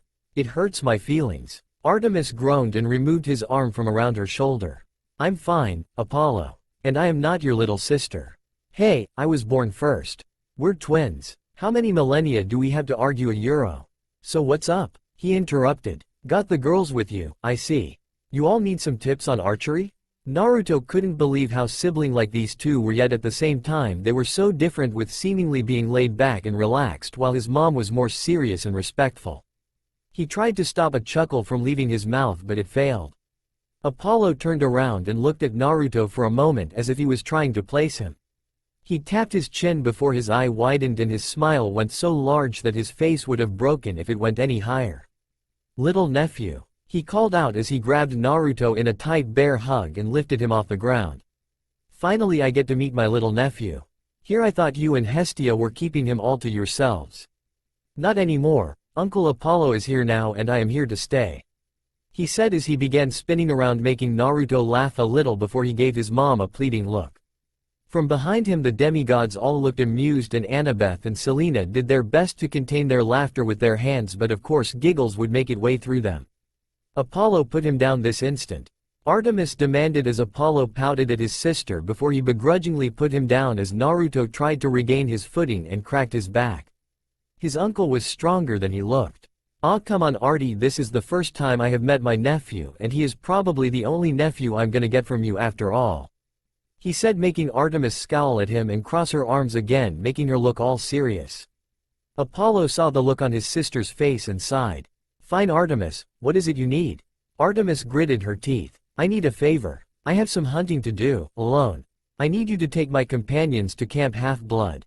"Sure, sis," he said as he smiled happily while Naruto leaned in to whisper in Artemis's ear. "Uncle Apollo is a little weird," he said as Artemis snorted a little, chuckled under breath, thinking how right Naruto was. "You have no idea how right you are," she said as Apollo raised his hands in a stop everything gesture. "I feel a haiku coming on." Artemis and the hunters all groaned as soon as he spoke and made Naruto and the others raise an eyebrow, all looking at the sun god questioningly, while said god cleared his throat and made a dramatic pose. Green grass breaks through snow. Artemis pleads for my help. I am so cool.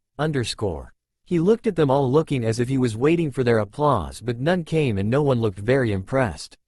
Well, no one but Nico, but Bianca was stopping him from clapping since it was not that great. It led to making Apollo pout like a child. The last line was only 4 syllables. Artemis and Naruto said in unison and smiled at each when they noticed. Apollo tapped his chin in thought, no doubt trying to come up with something new, so Naruto beat him to the punch since no one looked like they wanted to hear another one. "Why don't you just say underscore and I will help them underscore? That's 5 syllables and it matches what you have been saying," Naruto added as Apollo looked at Naruto with an emotionless face before Naruto found himself engulfed in another hug, which only made him groan. "My nephew knows the ways of the haiku. I feel so proud that I could spread this greatness," he said before he got a whack on the back of the head by Artemis. "Pay attention, blockhead," Artemis said as Apollo nursed his head. "These demi-gods will also be needing a ride to the camp. They are some of Chiron's campers." "Sure, no problem sis. Any friend of my nephew and my children are okay with me. Now let's see who we have here," he said as he began scanning amongst the demi-gods. He stopped at Talia first. "Hey, you're Talia, right?" "Hi, Lord Apollo," she said a little shyly as Apollo was grinning at her. "Zeus's girl, yes? Makes you my half-sister. Used to be a tree, didn't you? Glad you're back. I hate it when pretty girls turn into trees. He is not very subtle, is he?" Naruto said to Artemis, who just shook her head. "Let's see a Euro and we have Annabeth Chase, Athena's golden girl. You know you're going to be quite the looker when you're older," he said, raising his eyebrows. It made Annabeth blush and shuffle in her spot while Percy glared at him, as did Naruto, who was really hoping his uncle was not going to perv on his little sister figure. Artemis meanwhile looked ready to rip his head off, as did the hunters. Then he got to Percy and instead of making some kind of joke he just narrowed his eyes and for a moment he had a look of seriousness on his face. "Percy Jackson?" Now Percy shuffled on the spot since the look Apollo gave him made him feel a little uneasy. "Yeah, I mean a Euro, yes, sir." Apollo looked like he was going to say more but decided against it. Instead of meeting the rest of the group he decided to skip them, much to their delight and relief. Selena especially, since she did not want Apollo to hit on her with Naruto in front of them. That would not go well. "Well," he said, "we'd better load up, huh? Ride only goes 1 way Euro, west. And if you miss it, you miss it." Everyone looked over to the car and the demigods all wondered how they were all going to fit in it. Apollo chuckled and clicked his fingers as the car shined brightly, making most cover their eyes. Once the shining stopped, in the car's place was a shuttle bus. "All right, everyone on board," Apollo said as Zoe began to lead the hunters on first while Artemis gave Apollo a good talking to. "You do not help my hunters. You do not look at, talk to, or flirt with my hunters." Right, I know Artemis," he said, waving his hand before he went forward, grabbed Naruto's arm and began dragging him away a little ways off. "Apollo, what are you doing and where are you taking my son?" she asked, glaring at her twin. "I just need to have a quick talk with Naruto. It's something I really need to speak with him about." It shouldn't take long, he said as Artemis gritted her teeth. She would give those 5 minutes before she got her dumb ass of a brother away from her innocent son. With Naruto and Apollo, Naruto stayed quiet as his uncle walked him a few hundred yards away from the group as the demigods all began to pile onto the bus as well. Eventually they stopped and his uncle turned around to look at him. Now Naruto, first off I would like to say it's great to finally meet you. Since Artemis is my little sis, I am happy to know she finally knows what it is like to have a child of her own. He said as Naruto smiled at him. Oh well, thanks. To be honest, I had always wondered what you were like since the camp usually says you're one of the nicer, more laid-back gods. Well, someone has to be, they are so serious up there and get so stuffy too. He said as he waved it off. Now Artemis told the others gods and I about your father and know there are only some things that a boy can tell to another guy. I would like you to know that if you ever need a guy to talk to and to vent on, then let me know. Since your father is not with us, then I feel that as your uncle I must step in. Naruto looked a little surprised. Well, thanks Uncle Apollo, that a euro. That actually means a lot to me, to know that I have you watching out for me like that. Apollo smiled at his nephew as he patted his shoulder. With that being said, I feel I must also ask this of you. He said as Naruto leaned in. That daughter of Aphrodite, is she your girlfriend? Naruto raised his eyebrow at the question, but he slowly nodded to confirm the answer. That's good, it means I am right in telling you this. Apollo said as he stood straight and gave Naruto a knowing look. Naruto couldn't help but feel a bubble of dread growing in his gut. You see Naruto, when a man and a woman love each other a euro.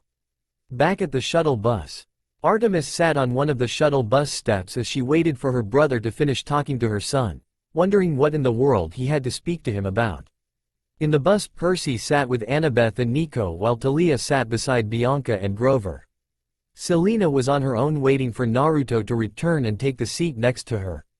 Right at the back, the hunters sat right at the back, keeping to themselves, a few whispering to one another while the rest just sort of sat there staring at the window. Zoe and the older hunters looked towards Artemis, who was waiting at the step, and scowled a little since they believed that hunting the creature that Artemis was worried about was more important than waiting for some boy, even if he was her son. The silence on the hilltop was quickly ruined when Naruto called out. No. I am not listening to this. La. I am not listening, la. He said as everyone looked over to see Naruto running away from Apollo, who was chasing after him. No, little nephew, you need to hear this. Apollo called out as he tried to chase him down. Apollo, what are you saying to him? Artemis shouted, looking angry at her twin as Naruto raced towards them. He's trying to give me the talk, he said as everyone who was talking before now went silent. After a few seconds, the demigods all started cracking up and laughing while Selena was blushing like a tomato and tried to hide her face in her hands. Talia and Annabeth clapping her shoulder were not making it any easier. If anyone back at camp heard about this, then they would not let them live it down. From behind, the hunters looked amused and a few snickered. Apollo a euro? Apollo heard as he noticed Artemis have a dark aura around her as she glared at her brother with eyes zoning in on him. Oh, he said before Artemis came at him in great speed and tackled him to the ground and began choking him with a chain. Naruto stood next to the bus, having stopped running, and watched as his mother beat up his goofy uncle and shook his head. For a few minutes he just sort of stood there waiting for them to come back over while scowling that he could hear Talia and Percy still laughing. A few minutes later, Apollo limped past him and got on the bus while Artemis tidied herself as she wiped away some of the golden ichor of her knuckles. The nerve of that idiot, she muttered before she stopped, and her attitude turned a full 180 as she now looked at Naruto with a soft gaze. I have to get going. The more time I spend here, the more risk Olympus will be in if I don't find this creature, she said as Naruto nodded. I know, but do you have to go alone? Can't you let me come with you? I can help, he asked as she smiled at him and placed a hand on his cheek. I would love to hunt with you, Naruto, but now is not the time. I must find this creature on my own, and I must use everything I know about hunting to do so.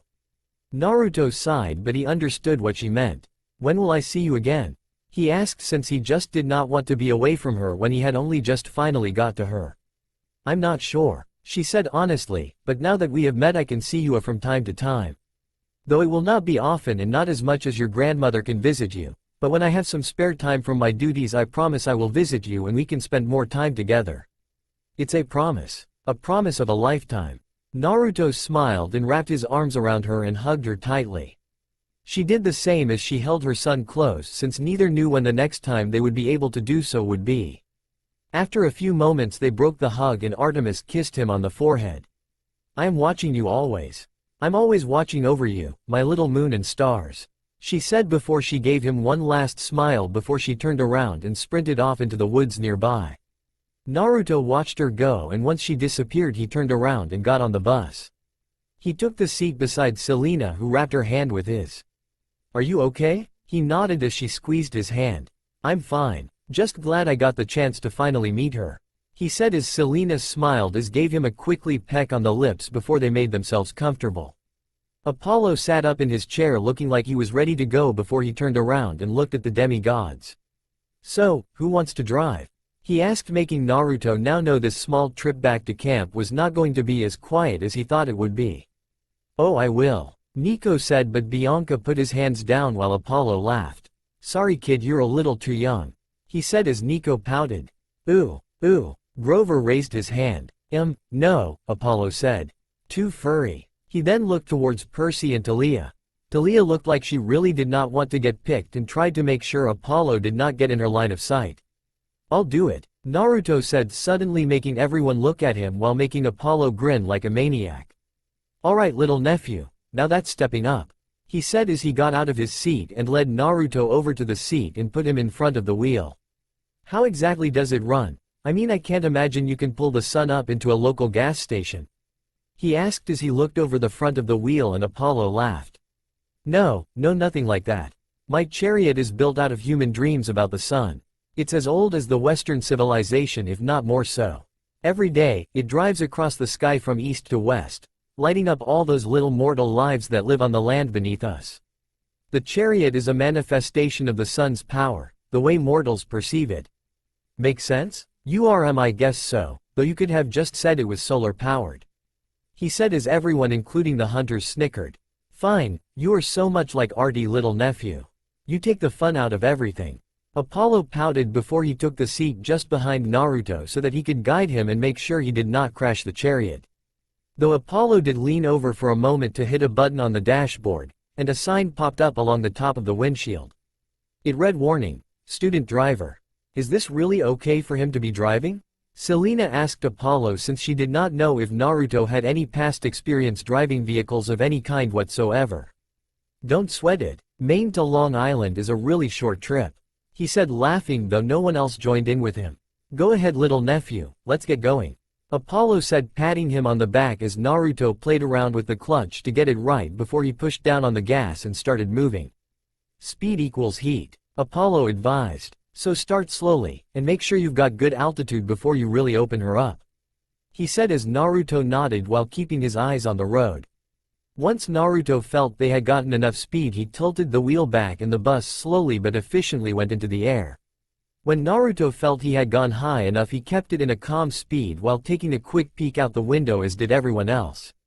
Beneath them were rings of trees that they had taken off from and had left behind. Everyone looked calm and happy at the speed they were going in, while Apollo looked a little bored. Naruto gave his uncle a questioning look. This is a little boring. Come on little nephew, be more lively, he asked pleadingly, making Naruto smirk, thinking he could prove to his energetic uncle that he was not as boring as he thought. After few minutes Naruto noticed a highway down beneath them. Uncle Apollo, do mortals see the sun chariot? He asked as Apollo shook his head. No, the mist covers it. Why? Naruto smirked again and pushed down on the accelerator.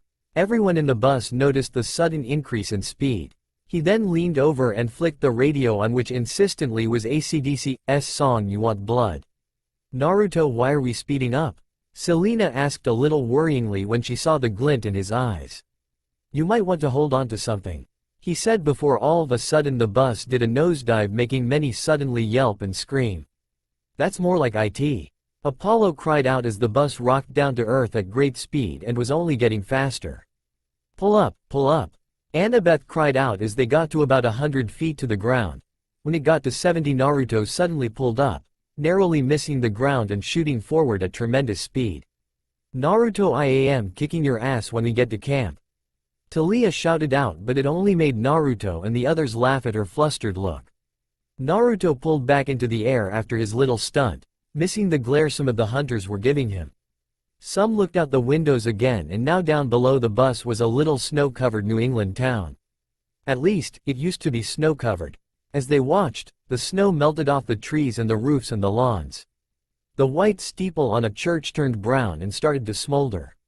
Little plumes of smoke, like birthday candles, were popping up all over the town. Trees and rooftops were catching fire. "Pull up more, little nephew," Apollo said as Naruto nodded and mentally saying sorry to the people whose roofs were now on fire. "Look out for the billboard," Apollo cried out as Naruto turned back in front of him to see a giant cereal ad billboard appear in front of him. He swerved out of the way, making many cry out and jolt around from the sudden turn. The bus ended up back on the freeway and headed under a large tunnel where construction was currently going on with signs indicating that the road was blocked. "This is so much fun," Nico cried out while Grover and Taliah held onto each other tightly, with Annabeth and Bianca doing the same and Percy holding onto the side. Selena meanwhile shook her head as she sat peacefully on her seat with her arms crossed and seat belts securely fastened, something the others seemed to have forgotten. "Oh, that's not good," Naruto said as the road ahead was blocked off and only a small gap was open. "The bus will never make it. Pull the lever," Apollo said as Naruto looked over, and without asking why, he pulled it. As he did, the inside of the bus suddenly began getting narrow, which made Naruto, Annabeth and Percy groan. Not this again. They thought, since it was the same thing the three sisters did in the taxi during the summer. When they hit the small gap, the bus slowly got smaller and tighter as it squeezed through the narrow gap. From then insides most groaned, and the feelings it was giving them and made them feel uneasy. "I don't feel too good," Bianca said as she clutched her stomach and her face looked a little green. Grover and Taliah looked like they were feeling similar things. "I forgot how much I hated this." Percy winced out as at the back the hunters were mumbling, and a few looked a little green as well, but were doing better than the demigods were. After a couple more seconds they got through the gap and the inside went back to normal, much to everyone's relief. When they exited the tunnel, Naruto managed to avoid some incoming cars before he got back to a safe height. "Hee, sorry about that," he said, scratching the back of his head while the demigods glared at him, as did the hunters. From that point everything else went silent as everyone waited patiently for them to arrive at camp, with the regular demigods anxious to get home while Bianca and Nico looked forward to seeing what their new home looked like. The hunters though were dreading it and were mentally preparing themselves. "There," Apollo pointed. "Long Island, dead ahead. Let's slow down, dear." "Dead" is only an expression. Naruto looked forwards and smiled when he saw Half-Blood Hill just coming into distance, as well as the cabins and the big house becoming visible. After 6 months away, he was happy to finally be back home, where he hoped he could have a little time to wind down and cool off. "There it is," Percy said as Bianca and Nico looked out the wonder and their eyes sparkled a little when they saw it. "Alright, now slowly descend in and land just beside the strawberry fields," Apollo said to Naruto as he pointed towards the spot he wanted him to land. Naruto landed and figured the time for joking around was over and now took it seriously. Slowly he began to lower the bus down towards the ground as they got closer to the camp. Everyone could feel the bus slowly lowering down and getting slower in speed as they watched as they flew over the hill. Eventually they got to the spot where they wanted to land, and Naruto carefully pushed on the brake as the bus touched back down on the ground and rolled along the ground. Slowly it stopped and ended up a couple of meters beside the giant lake.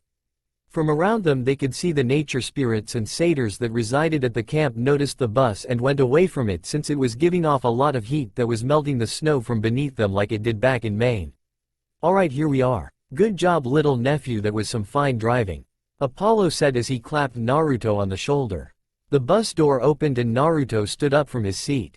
As he did though, he turned to face everyone, but instead was met by Taliah, who barreled towards him and jumped him. Naruto stumbled and fell out of the bus with Taliah on top of him while having him in a headlock. "You jerk. I told you I would get you for that stunt from earlier," she shouted at him as Apollo and the other demigods laughed as Taliah dunked his head in snow. The hunters at the back of the bus looked amused at the scene. Naruto didn't fight back and instead was laughing along with everyone else, forgetting the temper Taliah had. As she pushed his head into the snow, he looked up to see the camp in front of him, smiling as he did. "I'm home." The demigods all walked together as they trekked through the snow and slowly made their way to the big house where they were sure to find Mr. D and Chiron. Naruto and Selena linked their arms together as they looked at how pretty the camp currently looked in the snow. Since both were only here for the summers normally, it was different to see it in such a different season, not that it was bad or anything. The cabins were decorated with tiny flickering lights, like Christmas lights, except they seemed to be balls of real fire. More lights glowed in the woods, and weirdest of all, a fire flickered in the attic window of the big house. "It's so pretty," Selena said as the girls all agreed with her as they walked huddled together. "I have been so focused the last few months that I completely forgot that it's nearly Christmas. If I had known I would have done some Christmas shopping. I think we have all had things on our mind lately that we forgot." Talia added, walking beside Annabeth. "With everything that has been going on, I think Christmas has been the last thing on everyone's mind." As they headed towards their destination, they saw Grover come back to their group after he had offered to lead the hunters to cabin 8. Zoe has refused, but Grover did it anyway, much to their annoyance. When he came back, he had a black eye and a few bruises. "Grover, did the hunters do that to you?"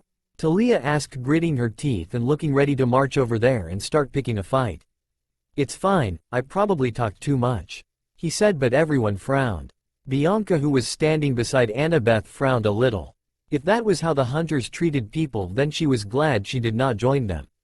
"Well, either way, if they do that again, you let us know and we'll have words with them," Selena said, cracking her knuckles, showing everyone she was not afraid to get in the faces of hunters. Naruto meanwhile hoped a confrontation did not happen, since while he knew his mother cared greatly for the hunters and therefore to an extent, so did Naruto, but this right here was his family. If the hunters were to hurt or bully one of them, then he would step in if necessary. "You think we should have brought the hunters with us to see Chiron?"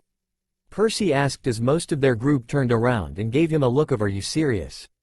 "I doubt it, Percy. They looked ready to combust when they got off the bus. I think it will be best we just leave them be. I would prefer that they did not try to burn any of the cabins down the moment they arrive."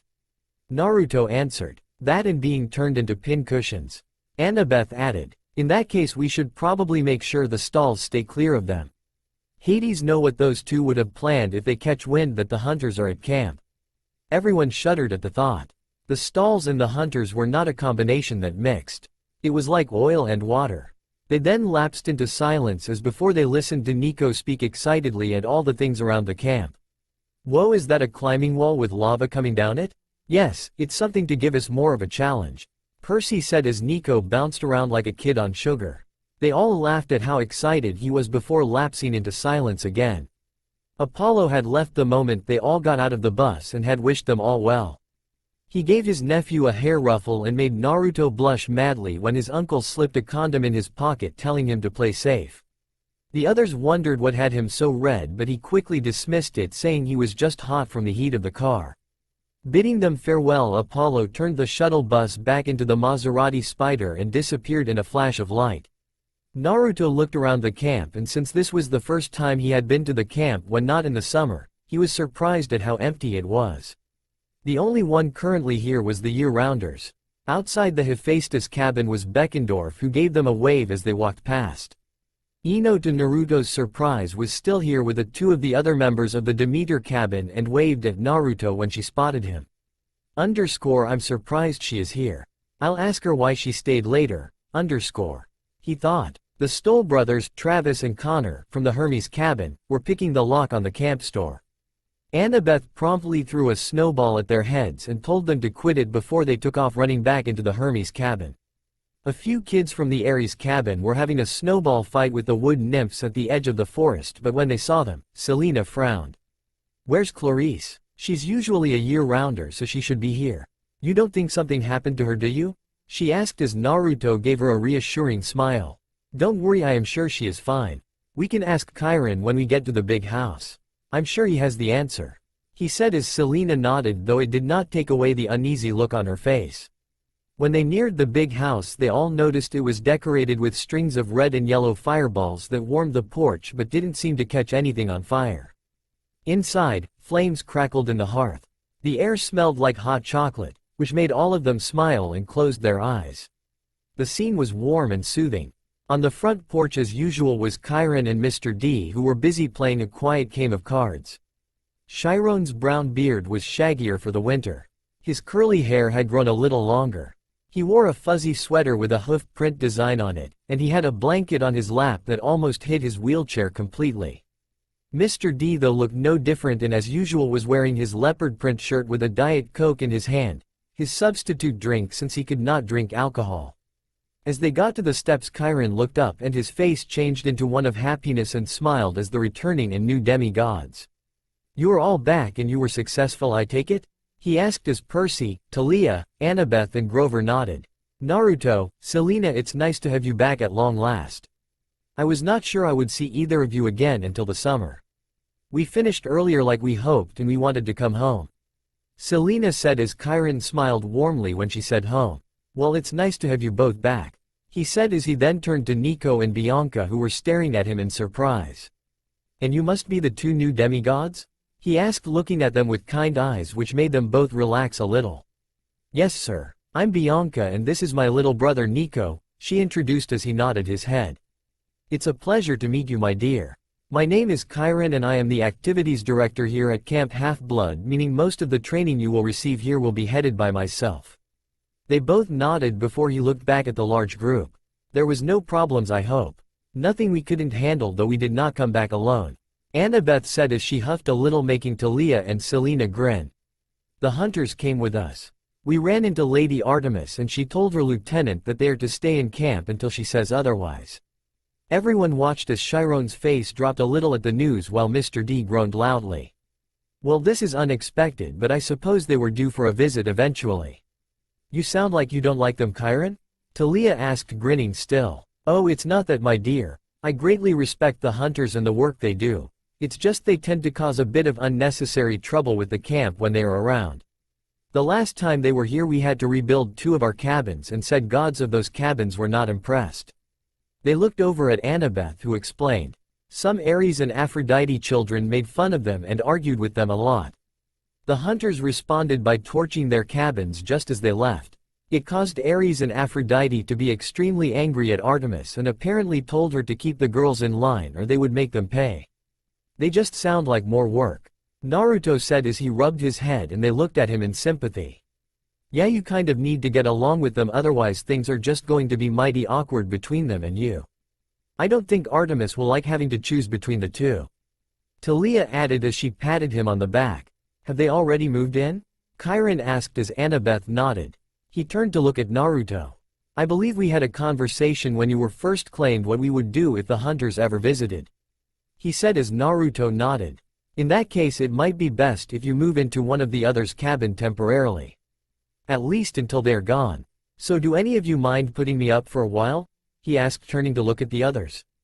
Annabeth was the first to look like she was going to answer, with Talia and Percy following quickly after them. However, they were quickly shot down by Selena when she glared at them, before turning and wrapping her arm with Naruto's. "He will be staying with me. I know my mother won't mind him being in our cabin." Chiron coughed a little. Perhaps that would not be a good idea since you two area Euro together, correct? It might not be the best thing to do," Chiron asked, but Selena gave him a glare. "He is staying in my cabin and that's that," she said as she tightened her arm around him almost possessively. Chiron looked ready to state otherwise, but Mr. D finally voiced up. "Let them be, Chiron. You are not going to win," he said lazily. "Besides, if she gets knocked up then that's their own fault." Naruto and Selena nearly tripped over their own feet and blushed like tomatoes. "We haven't done anything like that," they both said, trying to look away from everyone. "Good thing too. We don't need any little Naruto or Selenas around camp just yet," Grover added, making the group laugh while they glared at the satyr, promising him pain later on. Seeing this, Chiron glanced towards Bianca and Nico and then looked back to Grover. "Grover, perhaps you should take our young friend to the den and show him our orientation film." Buddha Euro. "Oh, right. Yes, sir. Orientation film?" Nico asked. "Is it G or PG? 'Cause Bianca is kinda strict a Euro. I would prefer Nico not watched anything above his age criteria. I don't need him having nightmares," Bianca said firmly and crossing her arms, showing a bit of confidence, and acted almost as if she was his mom. "It's PG-13. Grover said, and Bianca frowned and then looked towards Chiron. Is there a lot of blood in it or a large amount of swearing? She asked as Chiron shook his head. Only a minor amount of blood and there is no swearing. He said as Bianca nodded and tapped her chin before sighing. Fine, I guess it will be fine for him to watch. She said, making Nico smile at her happily. Grover then led the two new kids away and towards the orientation room. When they left, Chiron looked towards the group remaining. With the hunters here, I guess the friendly capture the flag game will be up again. I would like you all to go down to the cabins. Inform the campers we'll be playing capture the flag tomorrow evening. Capture the flag. Will that really be necessary? Naruto asked as Chiron nodded. It's a tradition, Chiron said. A friendly match, whenever the hunters visit. Yeah, Talia muttered. I bet it's real friendly. Come on, we have to beat them for once. They have 50 victories while we have 0. We have to beat them at least once. Annabeth pleaded since she really was sick of losing to them and she wanted to show them just how more skilled and efficient they were now. That, and she wanted Naruto to totally kick their asses. Then decide amongst you who you want to be captain. Chiron asked as he wheeled around and went back to his game of cards with Mr. D. Everyone nodded and walked away from the big house as they all looked at Naruto expectantly while he just looked at them with a raised eyebrow. What? Why are you looking at me like that? Annabeth and everyone all looked at each other before they all nodded to one another. We want you to be captain, she said. The color drained from his face a little as he heard what she said and he groaned as well. Why me? They hate me enough as it is. Because you are the best one qualified to lead us against them. Who better to lead us against the hunters than the son of the Huntress himself? Plus you are a shinobi, they are not. You know how to trap, to track, how to be stealthy, and therefore you know how they think. Naruto frowned, but he could see where she was coming from. Plus you and Selena are not the only ones who has trained over the last 6 months. We have all upped our training and we are much stronger than we were in the summer. We can do this and finally end the streak of being beaten by them. I want to stop them from always looking down on us. The group murmured in agreement as Naruto rubbed his forehead. You might as well. You know this is not going to be a battle you will win, especially when she has her mind set on something. Selena added, leaning into him. Besides, even if you were not the captain, they would still focus more attention on you anyway. No doubt they want to find out if their mistress's son is as great as people say he is. You realize they will probably try and turn me into a walking pincushion, don't you? He said as they all nodded happily. He rolled his eyes. Fine, I'll be captain. Good, Annabeth said happily before she sprinted towards her cabin. Then you can tell them about tomorrow. Good luck, she said before she disappeared inside. Wait, hang on a euro, he said, shaking his head and turning around to face everyone, but saw everyone had already raced to their cabins and ran inside, none of them wanting to tell the hunters about the game the next day or have to talk to them in general. He looked to the Aphrodite cabin and saw Selena standing in the doorway. Come here after you have finished. Remember, this is where you are staying, she said before she closed the door behind her. Naruto just stood there a little dumbfounded before he pouted. You guys suck. He looked over to cabin 8 and took a deep breath before he began marching over. As he got closer to the cabin, he could hear the hunters talking quietly amongst themselves. Just as he was about to reach the cabin, 2 large blurs hit him at full force and knocked him down. He groaned a little and he would have attacked but felt 2 large tongues lick his face, leaving slobber all over it. Luna, Tiber, get off, he said, laughing as he pushed their heads away and stood up. He looked towards the 2 dire wolves. Looking at them right now, he wondered what the heck the wood nymphs has been feeding them, because instead of the little pups he had met 1.5 years ago that he could fit in his palm was now 2 large dire wolves the size of a donkey. They were still not quite full grown yet, but they were getting close. They both came up to his chest and could probably put a child on their backs. You have been gone too long again, Luna said as Naruto patted her head and hugged her. I'm sorry, I just had something to take care of, a few things back in my old home. But I'm back for good now, he said as she whined happily as Luan nuzzled into him, as did Tiber onto his other side. Come on, you two can come with me. I think I'm going to need the backup when I deal with these girls, he said as he continued his way to the cabin with Luna and Tiber now following behind him. He reached the door a couple of seconds later and took a deep breath before he knocked on the door 3 times before he took a step back. After he knocked, he heard everything go quiet inside the cabin, and after a few seconds heard light footsteps heading towards the door. After a moment the door opened up and showed Zoe Nightshade standing there. She narrowed her eyes when she saw him. "What do you—" she started before she noticed the two giant wolves standing beside him looking at her curiously, their yellow eyes staring right at her. From behind Zoe, some of the other hunters saw him and the two wolves and marveled the sight of the wolves. "Look, I know you don't like me, but I am here just to ask you of two things. Will you hear me out without pushing me away?" he asked carefully as Zoe shook her head out of her daze before she stood tall and proud and gave him a small nod. "First, Chiron wants me to let you know that tomorrow will be the capture the flag game," he said as she nodded, though she had to fight a smirk. "Yes, I had a feeling we would be extending our streak while we were here. The camp seems to enjoy losing." Instead of getting angry like she thought he would, he just rolled his eyes and waved his hand. "Yeah, whatever. The second thing is I need to get a bag of clothes from my room. May I come in for 5 minutes so I can collect them?" Zoe looked at him carefully as trying to figure out if he was telling some kind of lie or if he was trying to trick them, but she saw no deceit from him. After a moment she nodded and stood to the side, allowing him to come inside. As he walked in and made his way to his room, he saw all the hunters look at him, some in curiosity and others glaring. What he could tell about it was about 50-50 on curiosity and hate amongst them, which he had to take for now. "Luna, Tiber, come in for a minute, but don't make a mess to their things," he said as he got to his door and opened it. From the front door Luna and Tiber padded in as they drew the hunters' attention. While Naruto packed something into a bag as well as put a few bits into his trophy cabinet, he kept his eye on the two dire wolves in the main room and saw some of the hunters standing close to them but looking a little nervous to go all the way up to them. A younger hunter who looked about 11 looked most curious, and he saw her hand flexing a little as if wanting to pet them. He saw Luna staring at her too and tilts her head curiously at the younger girl. He smiled at the little interaction. "You can stroke them if you like," he said, catching all their attentions. "They don't mind." Luna said you can approach her as long as you don't stroke too hard, while Tiber says if you give him a treat then you can do the same. The younger girls all nodded as they gently approached Tiber and Luna while they all got a few treats out for Tiber, who eyed them curiously.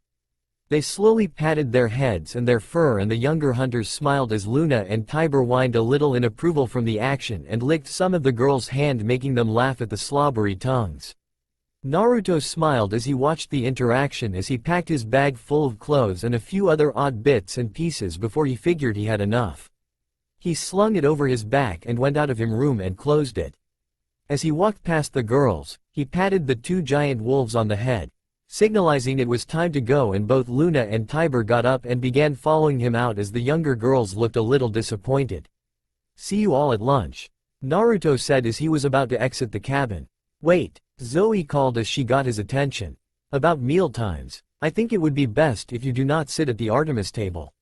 We don't want problems to occur," she said as some of the older-looking girls with her nodded in agreement and sent him a glare as if saying, "Try and argue with us." Beside him Luna and Tiber growled and took a step forward towards Zoa and the older hunters, which made them look at the two fearfully and touch the hunting knives on their waists to defend themselves if necessary. Naruto though calmed them down by placing his hands on both their heads. "Take it easy you two," he said as it successfully calmed them both down.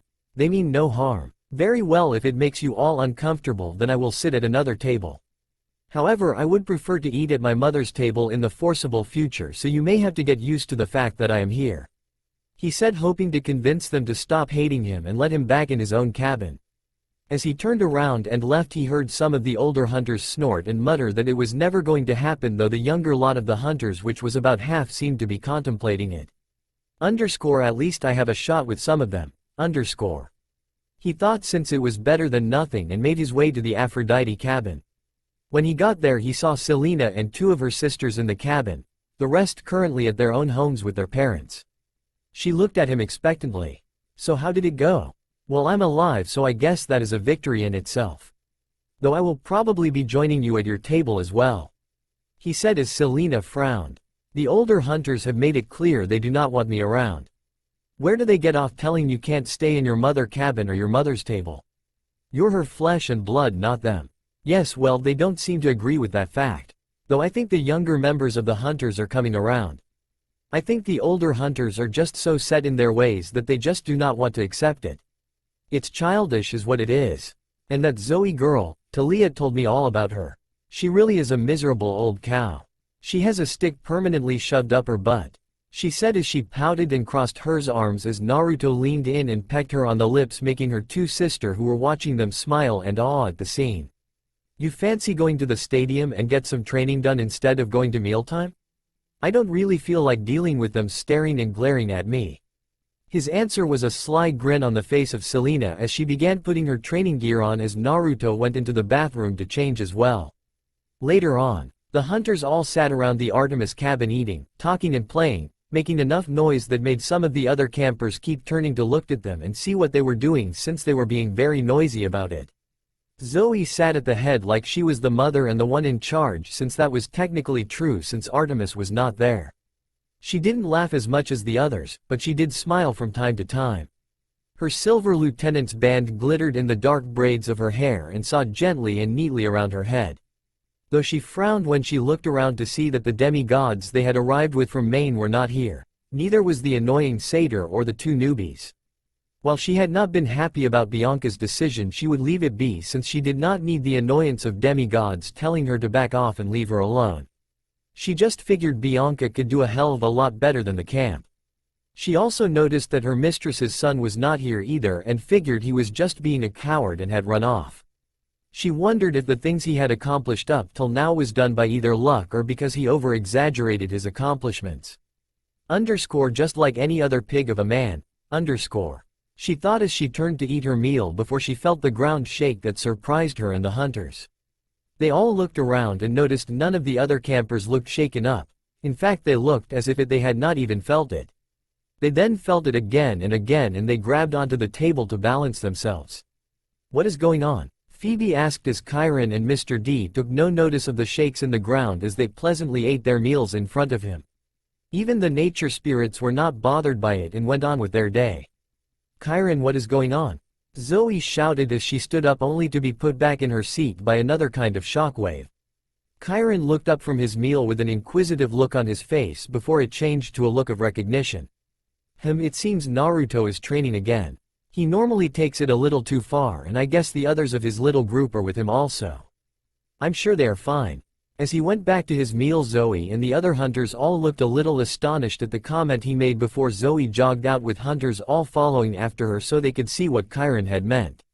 The hunters hastily made their way to the arena and went up into the stands where they saw Talia, Annabeth, Bianca, Nico, Grover and Percy standing and watching Naruto and Selena, who were in the arena. Naruto was wearing his normal training gear consisting of a black vest and black shorts, while Selena was wearing a sports bra and black short shorts. Said girl grabbed two knives from the ones strapped to her thighs and threw them towards Naruto's chest at great speed that surprised the hunters since only Zoa and a few others had managed to get that kind of speed from knife throwing. Zoe, Talia said, irked at Zoe's presence. Talia, she said in equal disdain. They watched as Naruto and Selena fought one another in hand-to-hand combat and saw that Selena was managing to hold her own, though the demigods knew Naruto was holding back since he did not want to hurt Selena. He went for a kick to sweep her legs, but Selena jumped high into the air before she pushed herself away from Naruto by using his shoulders to catapult into the air. She flipped through the air twice before landing on the ground and grabbed a bow from beside her. She notched the arrow and fired it with great precision and speed that caught the attention of the hunters since they had to admit that she held her bow with both a gentle and commanding presence that impressed them, even if they did not like her. The arrow shot towards Naruto, but to their surprise Naruto unsealed a hunting knife and blocked it away. Selena then fired a few more arrows towards him, but each time he deflected the arrows with his hunting knives, much to Selena's ire. Naruto then sealed them back away and brought his right fist up to the air before slamming it to the ground, making a large crater form in the ground from where he struck it and making another shock wave hit the ground. So that's what was making those shock waves, Zoe thought before she narrowed her eyes at him. No one has had that kind of strength since that despicable pig Heracles. This is so cool. How is he doing that? Nico shouted as he watched with stars in his eyes, while Annabeth and Talia had a similar look in their eyes, while the rest were gobsmacked at how Naruto somehow now had super strength and how strong Selena had now become. Percy, who was watching, had thought he had gotten stronger in the last 6 months, but in comparison to Selena, he would say that she could probably now kick his ass without too much of a problem. Everyone is getting stronger, yet I have not improved all that much, he thought. I don't think Talia and Clarice can say they are the strongest girl at camp anymore. Grover said as Talia glared at him while the others nodded. Yeah, whatever training they did at Mount Myoboku, then it really worked. Annabeth added. Mount Myoboku? Zoe asked, drawing their attention. What is this Mount Myoboku you speak of? There is no mountain by that name. She asked, looking for answers. Well, of course you wouldn't have heard of it. Talia said as Zoe glared at her. It's in the Elemental Nation and is home of the Great Toads. Naruto went there for training to better prepare for Kronos and Luke. She said, though she looked a little sad when mentioning Luke. Zoe snorted a little. For him perhaps it was worthwhile, but why bother with the daughter of Aphrodite? Everyone knows they are useless. So she picked up a few tricks along the way, it does not matter. I guess he is just like other men if he falling for their charms. She said distastefully as a few of the older hunters agreed while the rest just stood silent and looked away. The demigods other than Nico and Bianca glared at Zoa and the older hunters while the other two just frowned. Talia looked ready to break Zoe's nose when a swish sound appeared in the air before a small thud hit the wall behind them and struck just an inch away from Zoe's cheek. Though she felt a small trickle of blood go down her cheek as the arrow had managed to land a small and very thin cut on her cheek. Her eyes were wide as she put her thumb on the scratch and looked at her own blood before looking back down to the arena to see Selena with her bow in her hand, which was aimed directly at them with a stern look on her face. You hunters aren't as quiet as you're supposed to be, she said while Naruto stood a little ways away from her and looked up at the older hunters with a frown on his face, having heard their conversation as well. Zoe gritted her teeth and stormed off again, with the hunters quickly following after their lieutenants, no doubt to try and calm her down since she was known to have quite a fiery temper. Naruto shook his head in disappointment. She already didn't like him, and now Selena and Zoa were hating each other big time. It was only making it more complicated with the hunters since they followed Zoe loyally. As the hunters left, the two demigods went back to training as the others watched to see how much they had improved. That night, should we really be doing this? One of the younger hunters named Megan asked as Phoebe picked the lock on Naruto's room with Zoe standing beside her. All the hunters were gathered in front of his room door, all in their nightwear, which consisted of silvery gray bottoms and tank tops. Of course we should. All we will be doing is having a little snoop around and make sure the boy really does have honorable intentions.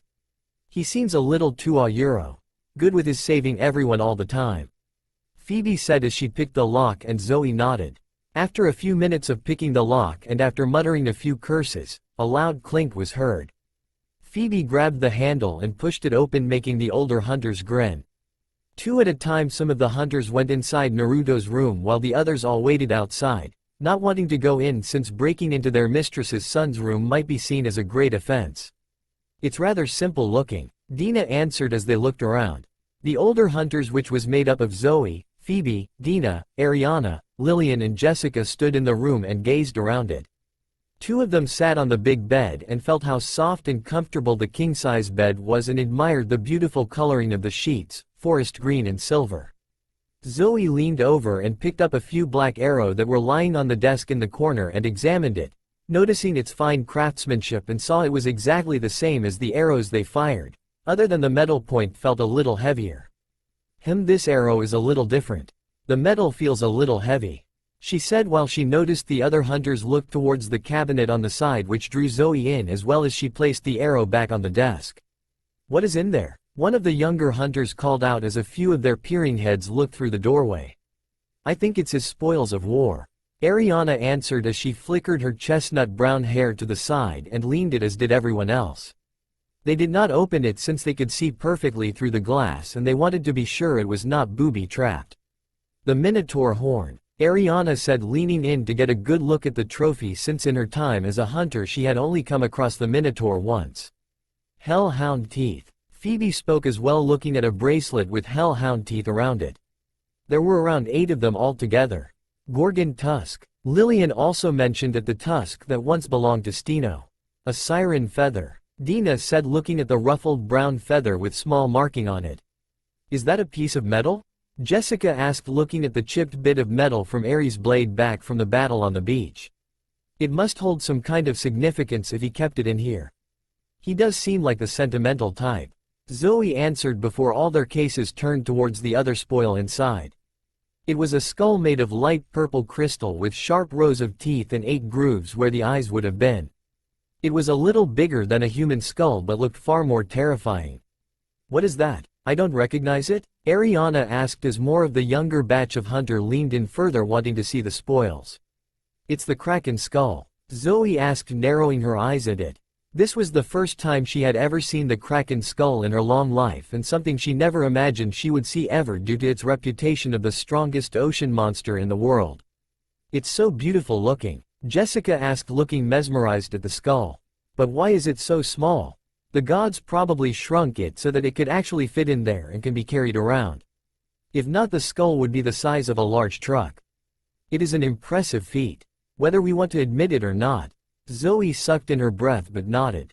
While she didn't like it, she had to give credit where credit was due, and while she desired no type of relationship with her mistress's child, she had to have just a small inkling of respect for his skills as a warrior.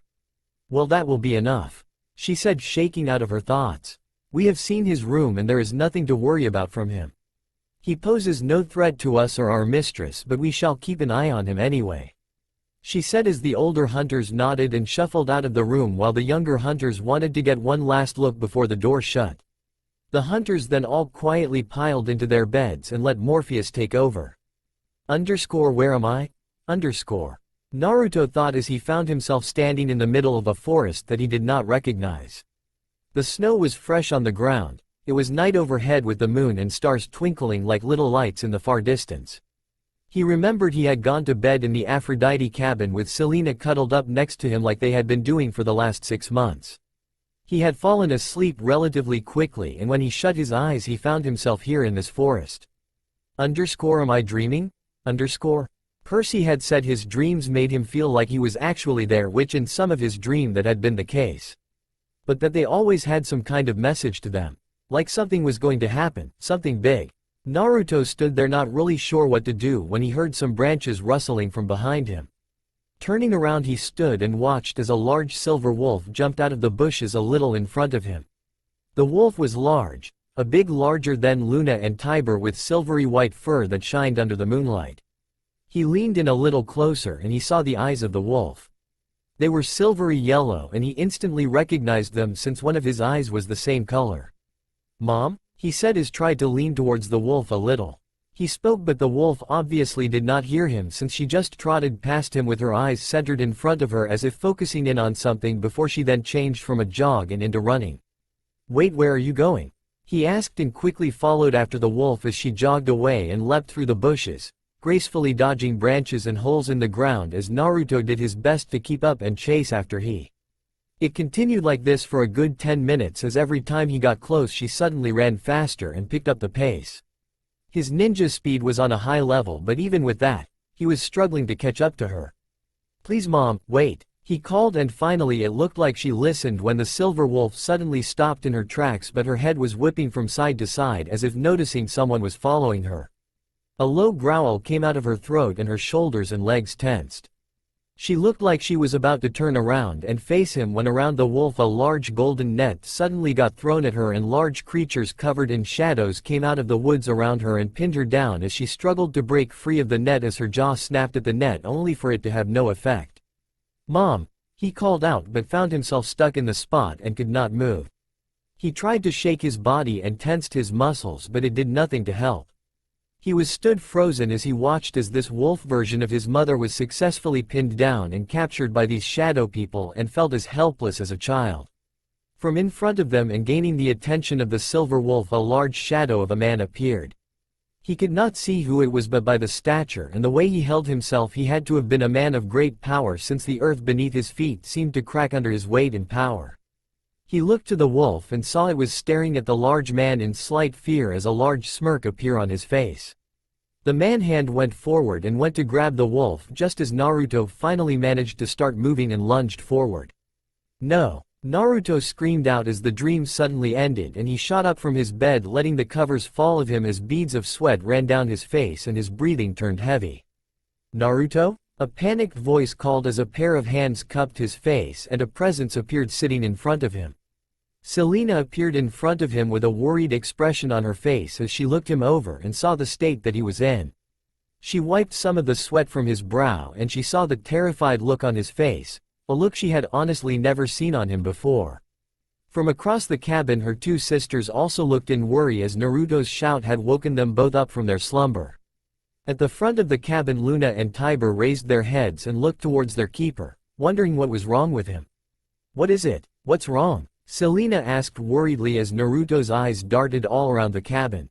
Instead of answering, Naruto jumped out of bed, ignoring the fact that Selena and her two sisters that had woke up earlier were staring at him in worry, and put his shoes on as he then ran towards the door of the cabin and slammed it open as he ran out into the cold December morning. It was still dark out, but flickers of the morning sun could be seen making its way over the horizon, getting ready to eliminate the day. "Naruto, wait," Selena called, but it fell on deaf ears. She then jumped out of bed, put her night robe on before she put her shoes on and quickly followed after Naruto. Naruto was running at great speed as he ran towards the big house. He needed to tell Kairon and Mr. D what had happened in his dream. He knew it meant something and he knew something had happened to Artemis. The man that took her was powerful. Naruto could feel that even if it was just a dream, but it also felt dark. Not as dark as Kronos's was, but defiantly close. He got to the door and banged on the front door multiple times, hoping to get someone's attention inside. He didn't care who it was, but he needed to speak to either Kairon or Mr. D. They needed to know about the dream.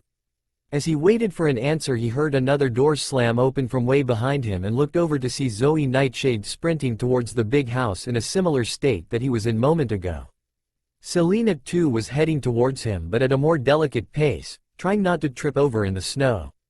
Zoe saw Naruto at the front door and looked a little intrigued and curious as to why he was there before shaking her head and banging on the door similar to what Naruto had done moment before. When Selena arrived and looked at Naruto questioning as to why he freaked out moment earlier, the sound of rolling wheels could be heard from behind the door. After another moment of waiting, it opened to find a recent woken up and robed Kairon. "Naruto, Selena, Miss Nightshade, what brings you here this early?" he said as he looked at the clock behind him to see it was little over 6 o'clock. "Someone kidnapped my mother, mistress," Naruto and Zoe said at the same time before they looked at each other in surprise. Zoe looked away first before Naruto did, and both looked at Kairon expectantly. Chiron's face first showed surprise at their claims before he turned completely serious. "You both best come in," he said as he wheeled back and led them to his office. When they arrived, he motioned for both of them to start explaining.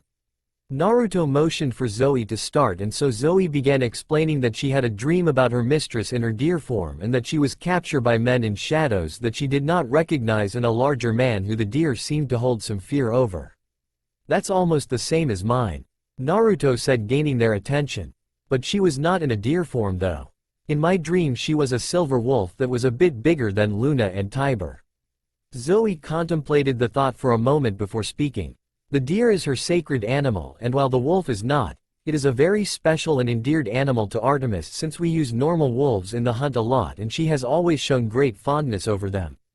I also believe my lady has been known to transform into a wolf from time to time since she says she enjoys the freedom it gives her.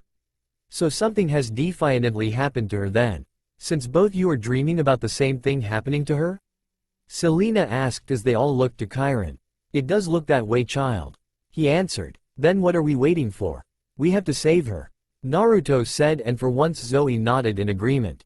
"He is right, we cannot leave her to her captors. I will leave with the hunt immediately and track her down and save her," she said as she turned to head back to cabin 8 to tell her hunt sisters. "Then I am coming as well," Naruto answered, but Zoe whipped her head around to look at him. "You will do no such thing. The hunt can handle this. We do not need some boy to slow us down," she said as Naruto now began to feel anger build up towards his mother's lieutenant as she shot him down. "Like hell I'm not going. She may be your mistress, but she is also my mother. I'm going, he said firmly to Zoe, who gritted her teeth a little and looked ready to argue with him when Chiron's voice called out. Neither of you are going anywhere, he said firmly as both whipped their heads quickly around to face him, both looking surprised. Artemis told you that she did not want either of you to go on that hunt with her for a reason. Whatever she was hunting was out of your leagues, and if you go now unprepared then you will only be getting hurt or worse, killed. Naruto looked at Chiron as if he had grown a second head, while Zoe looked angered by the words. But this is my mom, Chiron. I can't just leave her in the hands of some madman. Who knows what he would do to her? He said as Zoe for the second time reluctantly agreed. I am not going to idly sit by when she could be in pain right now. Your mother knows what she is doing and she can handle herself. Your mother is an Olympian, Naruto. She knows how to take care of herself. She is strong, and wherever she is she will know how to survive and will be looking for a means to escape. Buddha Euro. Tonight, once the capture the flag game is over, we will go to the oracle. Once that is done we will discuss what needs to be done, but until then you are all to remain in camp. Understand? He said in a tone that told them it was not up for arguments. It may have been harsh, but he was doing this to keep them alive. Rushing in would only get themselves killed. Even if Naruto was a super-powered ninja demigod, he was not immortal by a long shot and he could be killed. The hunters will not abandon our mistress like this, Zoe said angrily, not doing well on keeping her temper in check. She has done too much for us to ever think of betraying her in such a way. Your mistress ordered you to stay at camp until she collected you. Are you going to break her order, Miss Nightshade? He asked. In response, Zoe clenched her fists, far from happy, and she gave Chiron a glare that would have sent Zeus packing. She kicked over a chair that was beside her before she stormed out of the big house, obviously going to tell the hunters what she had been told and that they were to stay until they were given the go-ahead to go. Moments after, Naruto walked out of the office as well, with Selena following behind worryingly. Chiron sat back in his wheelchair as he thought over this new development. With Artemis being captured, it is a surefire signal. It's beginning, and now there is nothing Zeus can do to ignore it. Later that day. So let me get this straight. You think Artemis has been captured because of a dream both you and Zoe had? Talia asked as she looked a little skeptical. Positive, he said as Naruto paced on the spot he was standing on and had been like that since he left the big house that morning. Around him Annabeth, Selena, Talia, Grover and Percy stood along with Tiber and Luna. They had all gathered at the stump beside the woods and were either sitting around it or were standing with their arms crossed, or in Naruto's case pacing around it. He was currently explaining the situation of the dream he and Zoe had, as well as finding out Grover already was aware due to having been camping outside the Artemis cabin, his fanboy face still hitting him hard with the hunters in the camp. The only ones missing were Bianca, who was currently hanging out with Lacey, one of Selena's younger sisters who she had struck up a little friendship with, while Nico was currently with the Strolls, no doubt trying to corrupt another child in the ways of Hermes. They found later on that Clarice was out of camp, currently on a special assignment from Chiron. When asked what she was doing, Chiron would not say, saying the fewer people who knew about it, the better. Selena did not like that and had made a big fuss about it since she wanted to make sure her friend was safe, but Naruto eventually managed to calm her down and reminded her that Clarice was a big girl and she knew how to look after one another. Selena let it go for now, but it still played on her mind. And Chiron says we have to wait before doing anything? Annabeth asked a little skeptically. That's right. He says after the capture the flag game, then someone will be sent the oracle.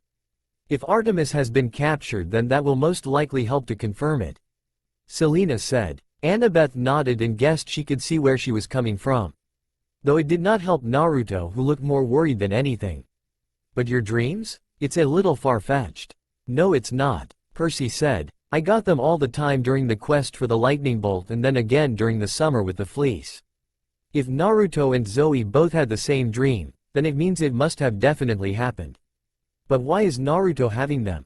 Grover piped up. She is my mother, therefore there is a connection between us. That and demigods tend to have dreams about future problems from what we have already seen, he said, looking at Percy pointedly. And Zoa, well, she has apparently been my mother's lieutenant for 2,000 years. He said, surprising them all since Zoa did not look a day over 14, possibly 15. Apparently my mom gave her a home in the hunt, making her extremely loyal to her. I guess they built up a friendship over the years and they are close to one another. It would explain why she had the dream as well.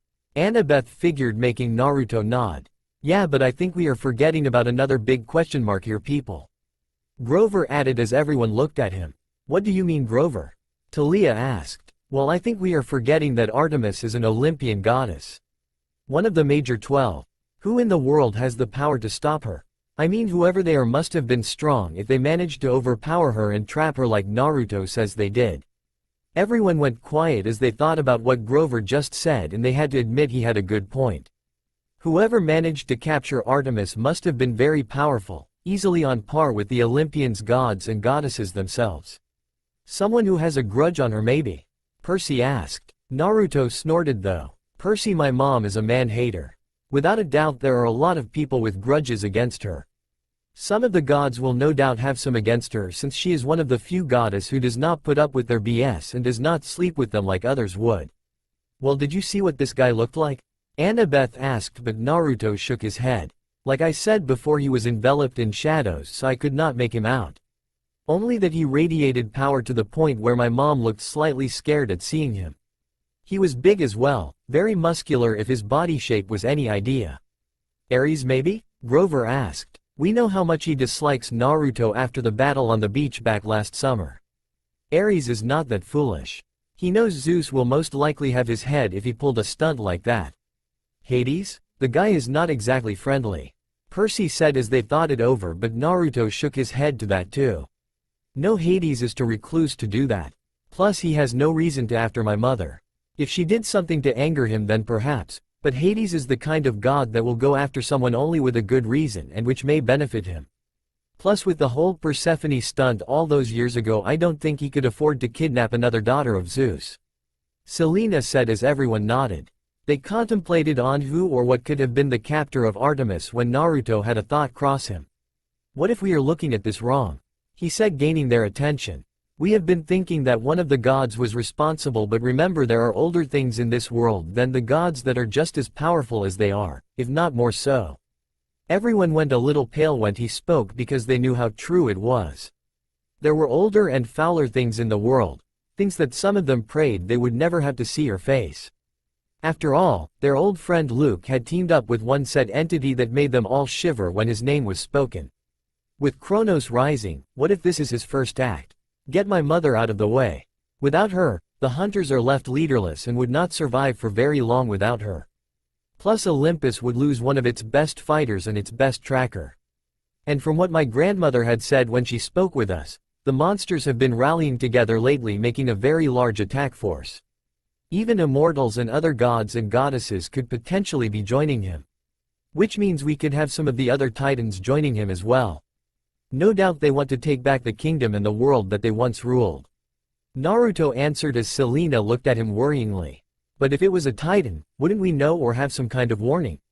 Annabeth said. The titans that fought for Kronos in the last war are all imprisoned. They sat in silence for a moment before Talia spoke. What if they don't know? What if they don't know that a titan has escaped or more than one has escaped? After all, Zeus is trying to ignore it while some of the other gods are just doing as they please. If a titan did escape, I bet they don't even realize it. If that is true, then we are in a lot more trouble than we thought we could be in. If Kronos does have titan allies, then it means his forces are growing far stronger than we thought and are preparing while our side is still in disarray. Annabeth said as she held her head. They all fell a little quiet as Naruto looked up to the sky, his mind elsewhere as he thought of his mother and wherever she was. They all had different thought of what they could do, each with their own ideas, but none looked or acted as well as they wanted it to. A war with Kronos was inevitable, now more so than ever since the first strike had been made, and with it came the capture of Artemis. Please be safe, Mom. Please just hold on until I can get to you. He thought before in the distance he saw the hunters exit the cabin and make their way to the mess hall. With his enhanced sight he could some of them had tear marks down their face and all of them had a look of worry plastered on them. He knew he was not the only one worrying about his mother, but seeing them in the state they were in made him feel a little bad, even if most of them did not like him. We should go. He spoke calmly, finally having stopped pacing, and rubbed the back of his neck. The more we worry the worse it will get, so for now let's deal with tonight's game. Get it done with so we can take care of bigger problems. Reluctantly they all nodded, trying to put the problem aside for now so they could focus on their capture the flag game against the hunters. That night, the two teams were currently getting ready in silence as they used this time to take a breather and get themselves physically and mentally ready to fight the hunters. From what he had heard from Annabeth, the main reason the hunters always seemed to win was because of their unique and amazing teamwork skills. That and their team always ended up getting angry and frustrated during the game because the hunters either teamed up to fight or used their stealth skills to take them out. "I'll show them love is worthless," Selena's sister Lacey said and grumbled as she strapped on her armor. "I'll pulverize them." Apparently she had a run-in with one of the hunters and had an argument with them after lunch, Selena said to Naruto as Naruto sighed and nodded. He began to understand why the camp disliked them so much. The hunters tended to start problems when it was really unnecessary and with things that just had no relevance. It was like they were just picking fights for the hell of it and for their own amusement. He began to wonder if a lot of them were related to Ares. At the side was Ino, Beckendorf along with the Stalls and the dying Gello and their other cabin mates. He had not seen Ino at all since he came back and found out it was due to her apparently taking a shine and cozying up with Beckendorf. It took him by surprise, but the big Hephaestus kid seemed to genuinely like Ino and vice versa. He had no problem with it and even smiled at the thought of his two friends being together in that way. "I'll take the offense," Talia volunteered, which was not much of a surprise. "Me too," Percy said with Riptide in his hands ready. "I want in as well," Annabeth muttered, wanting to finally beat the hunters for once. "Me as well," Selena said. "So everyone wants in the offense?" Naruto said as dryly as the others laughed a little nervously. "I thought as much, which is why I have an idea on how we can do this," he said as everyone leaned in. Annabeth especially, since she wanted to hear what the plan would be. "There are 20 hunters and 20 of us. Now they will want to get it done as quick as possible, so I know without a doubt Zoe will be headed for the flag since she is their strongest fighter. So how we will play this is, Talia," he said looking at her. "You along with Percy, Annabeth and Selena will head for the flag. You four want to fight them so bad, then you got it. Talia and Percy, if you have to, use your powers. Soak them, fry them, or both, but only knock them out or knock them aside," he said as both grinned and high-fived each other. "Selena and Annabeth, now you two have a chance to really show them where you are in your training. Show them how far your skills have come in the last 6 months," he said as both grinned at one another. "You four will be Team A and you will be tasked with catching the flag. Talia, since you are the oldest, you will be team leader for your group," he said as all four nodded happily. "Next is Team B, which makes up the rest of you. Beckendorf, Ino, Connor, Travis, Bianca, Nico, and everyone else. You guys will set up a defensive line along the creek and in a long line formation. Ino, I want you to use your mind jutsu to take over a bird and spy on the hunters and then report back to them how far away they are and when they will arrive. Some hunters may try to go round the edges, but I will make shadow clone to make them take a detour and send them to you guys. Nico and Bianca, since this is your first time playing, stick close to the stalls, they will look after you," he said as they both nodded, though Nico looked like he was going to fall to the ground from the weight of the armor. "Team A, when the hunters appear at the creek, that will be the moment you go forward to their flag. Team B, you help make sure they get past them and then hold the hunters where they are," he said as both teams nodded. "Okay, but what about the flag? Who will be defending that?" Beckendorf asked as they watched Naruto grin. "That would be me. I'm curious to see who well my adoptive sisters compared to a shinobi," he said, making every person's face break out in a grin. "And since Zoe will be heading for the flag, I will deal with her."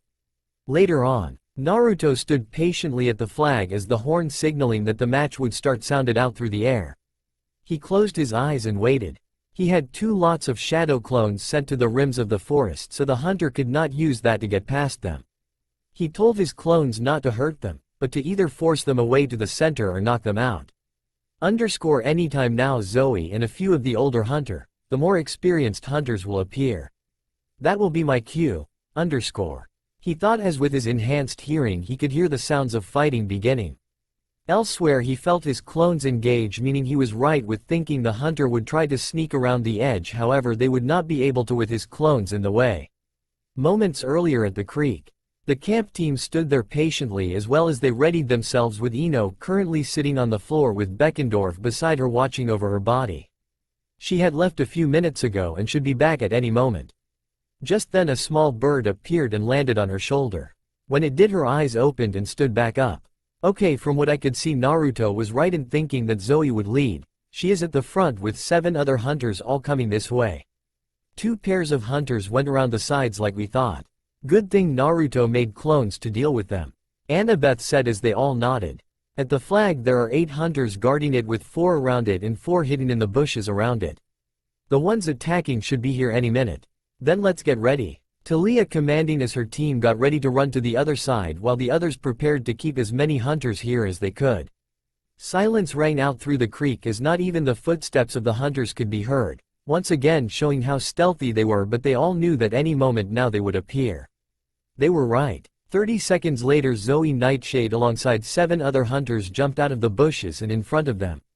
Zoe looked surprised to see so many in front of them but grinned, thinking that it was going to be an easy win. She nodded to 2 of her hunt sister and they ran towards them and jumped over them with impressive speed and ran forward while the other 5 would deal with the demigods. What she did not see though was as soon as she jumped, Talia, Annabeth, Percy and Selena took off immediately forward as the 5 hunters began to fight them with their knives drawn out. As they engaged their opponents, from the sides 2 pairs of hunters were pushed out and skidded along the ground, making their hunt sister look over towards them. "What are you doing here? You're supposed to be sneaking towards their flag around the edges around them," whispered into one of the newly arrived hunters. "We got blocked. Lady Artemis's son blocked us with that clone ability and forced us into this area." "Was the real one with them?" she asked, but the hunters shrugged, having no idea. The battle in the creek continued as the hunters did their best to fight their opponents, but they quickly saw that their opponents were better prepared and were calmer than they normally were. Ariana went towards Ino and went to kick her with a quick leg sweep, but Ino quickly tuned around and caught it and wagged her index finger in front of her. No, honey. That's rude," she said as she pushed her away and swiped at the older Huntress as she blocked the strike. The Huntress tried to get a shot in, but Ino was not giving her a chance to before she found herself back against a tree. In a desperate attempt she went to grab her bow but found Ino had disappeared from her sight. "Where did you go? You're pretty good, dearie," Ino said, appearing above her and chopping the back of the girl's neck and making her faint. "But you are not that good." Back in the center, the other hunters began pushing the campers back and threw Nico over towards the stalls, who managed to catch him while being a little surprised at how ferocious Bianca was. She seemed to have a natural gift with a hunting knife, further showing that she would have done well in the hunt. "Now," Beckendorf called out as the hunters were surprised to see 2 sons of Hermes in the trees and threw nets over the hunters. A few of them managed to avoid them, but the nets caught 3 of them as they got tangled up and had their weapons kicked away from them. "No, we can't lose this," one of the hunters cried out before they eventually got overwhelmed by the twice as many campers who now had the remaining hunters trapped against a stone wall. The hunters felt embarrassed that the campers had managed to beat them this way. This was not the campers they were used to fighting against. These ones were calm, collective, efficient and worked well with one another. The campers all looked a little battered and bruised and their clothing was ripped in multiple places, but they managed to still stand and ignore their wounds for the time being, not wanting to let the others down. And the hunters were surprised. They all had smiles on their faces, happy that their teamwork has actually gotten them to this point. "You won't win, you know. Zoe will get your flag," she said as a few of them laughed. "What's so funny? We have our own hunter. I think he will be able to match yours," Beckendorf said as they now made sure none of the pinned down hunters managed to find a way out. With Team A*, Talia, Selena, Percy and Annabeth sprinted forward towards where they knew the hunter's flag was being stationed. It was being held on top of a small rock hill. A good place since it meant they would have to climb a little to grab it and would give the hunters time to stop them.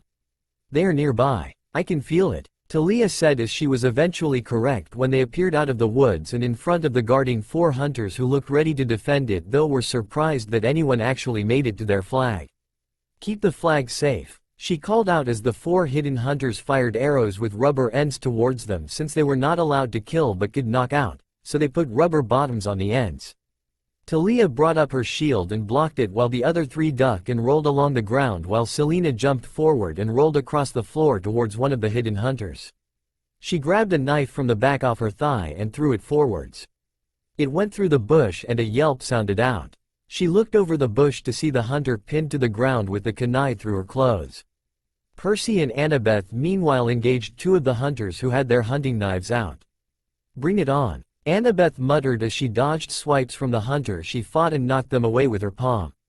All the while when the girl struck, Annabeth would land a quick strike to her with pointed fingers into the arm. Since Naruto had gone, she had continued her training with renewed vigor and had looked at where the various pressure points and nerve point were on a person. After learning where they were, she focuses on learning how to strike quickly into those spots with her snake style of fighting. That, and she had taken up gymnastics to help with her flexibility and balance. Annabeth narrowly dodged another swipe at her before she again swatted a pressure point on the girl's arm. "Damn it, stop doing that," the hunter called out, but in her frustration Annabeth took the opportunity to grab her right arm and swing her legs up and grab the girl in a head scissor lock. She then forced her weight down and the girl flipped in the air and landed on her back in a slight daze at what just happened. Annabeth then kicked the knives away. "That was awesome, Bethy," Talia called as Selena fired a rubber arrow similar to the ones the hunters were using and knocked another one of the hunters that were hiding out. Seeing that the strategy just was not working, the last two hunters that were hiding came out of their spot and engaged them. However, the duo hunters worked together along with the three others that remained and began pushing them back. Selena defended herself as the two hunters found themselves having to push her away together. How on earth is this daughter of Aphrodite so strong? They both thought as Selena held her ground. Percy meanwhile clashed riptide with the hunter Lillian as the older Huntress pushed against him and tried to use her superior experience level to win the battle, but Percy was managing to hold his own with his swordsmanship. The blade clashed as sparks flew from them, and next to them Talia was having her own battle with Jessica before Percy and Talia were put back to back.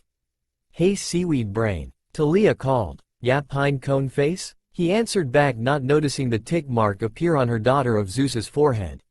"Let's light these girls up?" she said as Percy grinned a little. He looked around and saw there was no nearby water source, but instead looked towards the snow. "I wonder if that will work?" He thought before shrugging and giving it his best shot.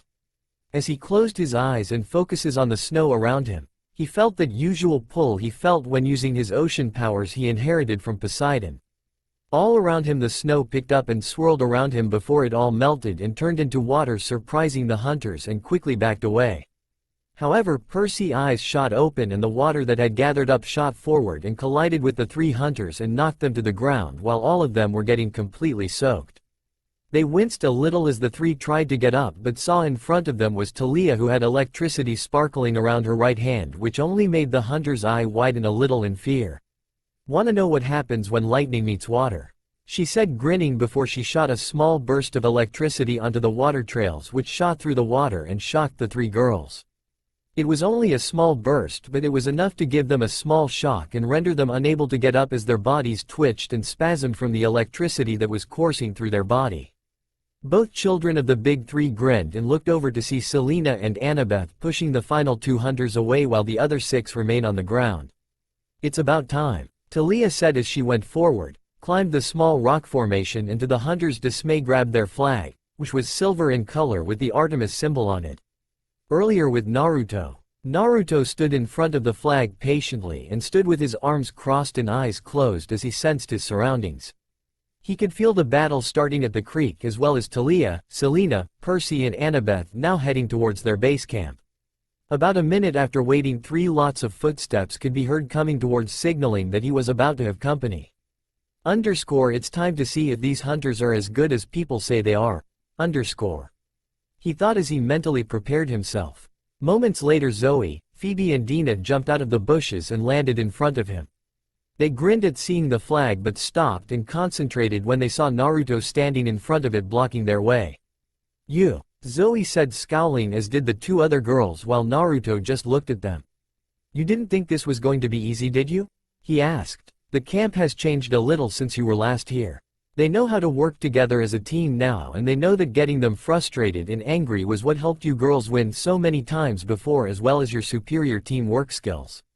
We don't need teamwork to defeat you," Phoebe said as she got her hunting knives out. "I should have put an arrow in you when I last saw you." "Oh, you mean when I helped get you out of being captured by some stretchy clown?" Naruto said as Phoebe growled and shot forward towards him, not listening to Zoe, who was telling her to stop. Phoebe, don't, he is using your anger against you, she said, but she did not listen. Phoebe swooped in and began lashing out at Naruto with her hunting knives, swinging them madly around like a wild animal. Naruto meanwhile was dodging them with ease by simply ducking on sidestepping her attacks. He could tell by the first time that he had met Phoebe that she was the kind who had a short fuse and a temper that could be easily pushed. Her temper was her weak spot. Hold still, she said as Phoebe attacked him, while Zoe and Dina took this moment to get past him and grab the flag. When they shot up towards the flag, Naruto noticed the in the corner of his eye and he could not help but smirk. Zoe and Dina ran towards it, not noticing Naruto's grin, and got closer towards the flag, thinking it was not as difficult as Naruto made it out to be. However, as they got a few meters from it, Zoe noticed a shine hit her from around the flag. She squinted her eyes a little before they widened and noticed that there was a metal wire around it. Dina, stop, she said as she stopped in her tracks, but Dina was not so lucky as she kept on going. Why, we have the flag, she said as she reached out to grab it, but when she did, her foot tripped over the wire and made a snap ring out. She glanced around her before noticing metal wire spring out from being hidden in the gravel and wrapped around, pinning her arms to the side and taken her off the ground and hung her off one of the nearby trees. No, she shouted out, not believing she got this careless, as Zoe tried to get her down. I would not try that if I were you, at least not until then end of the game. Naruto's voice called out as he stood looking at her with Phoebe unconscious and draped over his shoulder before he placed her down and tied her to a tree so when she woke up she could not run off or cause more problems. Zoe glared at Naruto as she mentally cursed. This was not the situation she wanted to be in and wondered what happened to the two pairs of hunters that were sent around the edges. They should be here by now. So a euro? Naruto asked, cracking his neck and shoulder. How are we going to do this? He asked as Zoe stood ready as she positioned her feet in a fighting position. I'm not like the other two. I have fought with Lady Artemis for 2,000 years. I have experience and skills that you could not even comprehend, she said, trying to intimidate him, but it had no effect on Naruto, who shrugged it off. Different does not necessarily mean better, he answered as they began their own little battle. Zoe, as quick as lightning, grabbed her bow and shot an arrow towards Naruto's head, to which he managed to duck. But when he did, Zoe appeared in front of him with great speed and hunting knives drawn out. She is better than the others, he thought as he unsealed his own hunting knives and met hers. The two parried like that for about a minute, trying to get past each other's defense and land some kind of strike, but neither were able to, their skills with the hunting knives seemingly being equal. Naruto kicked and tried to sweep her legs, but Zoe jumped and avoided the attack. When she landed back on the ground, she attempted a palm thrust and to knock Naruto in the head with the back of her hunting knives, but Naruto grabbed her fist when it came towards him and blocked the strike with his own hunting knife.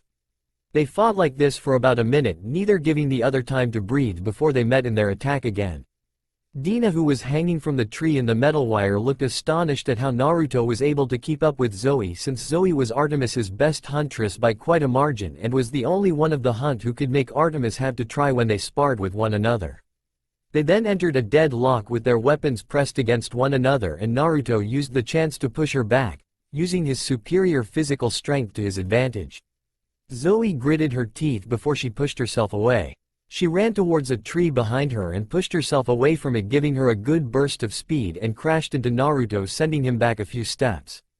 She also swung her hunting blade, and while Naruto managed to parry them away, he was caught off guard at how her speed suddenly increased and missed one of the strikes. Her blade met Naruto's cheek and landed a cut across it, as well as a small bit of blood trickled down from it. Zoe's eyes widened when she saw her attack hit and took a few steps back. She used the moment from the attack to get to the flag. She ran forward and jumped with her foot landing on his shoulder before she pushed herself forward and towards the flag. Naruto narrowed his eyes, and just before Zoe could get out of reach, he grabbed her ankle and threw her back the way she came. When he threw her, it caught her off guard and Zoe slammed into the tree, making her wince at the pain. You're right. You are not like the rest of the hunter. You're the strongest out of them, I see that now, Naruto said. I suppose you're not too bad yourself, at least for a boy, she said, having to give him credit where credit was due. The two engaged again and once again was equal in their attacks. Slowly though and surely Zoe noticed that she was getting pushed back and pushed away from the flag and the others.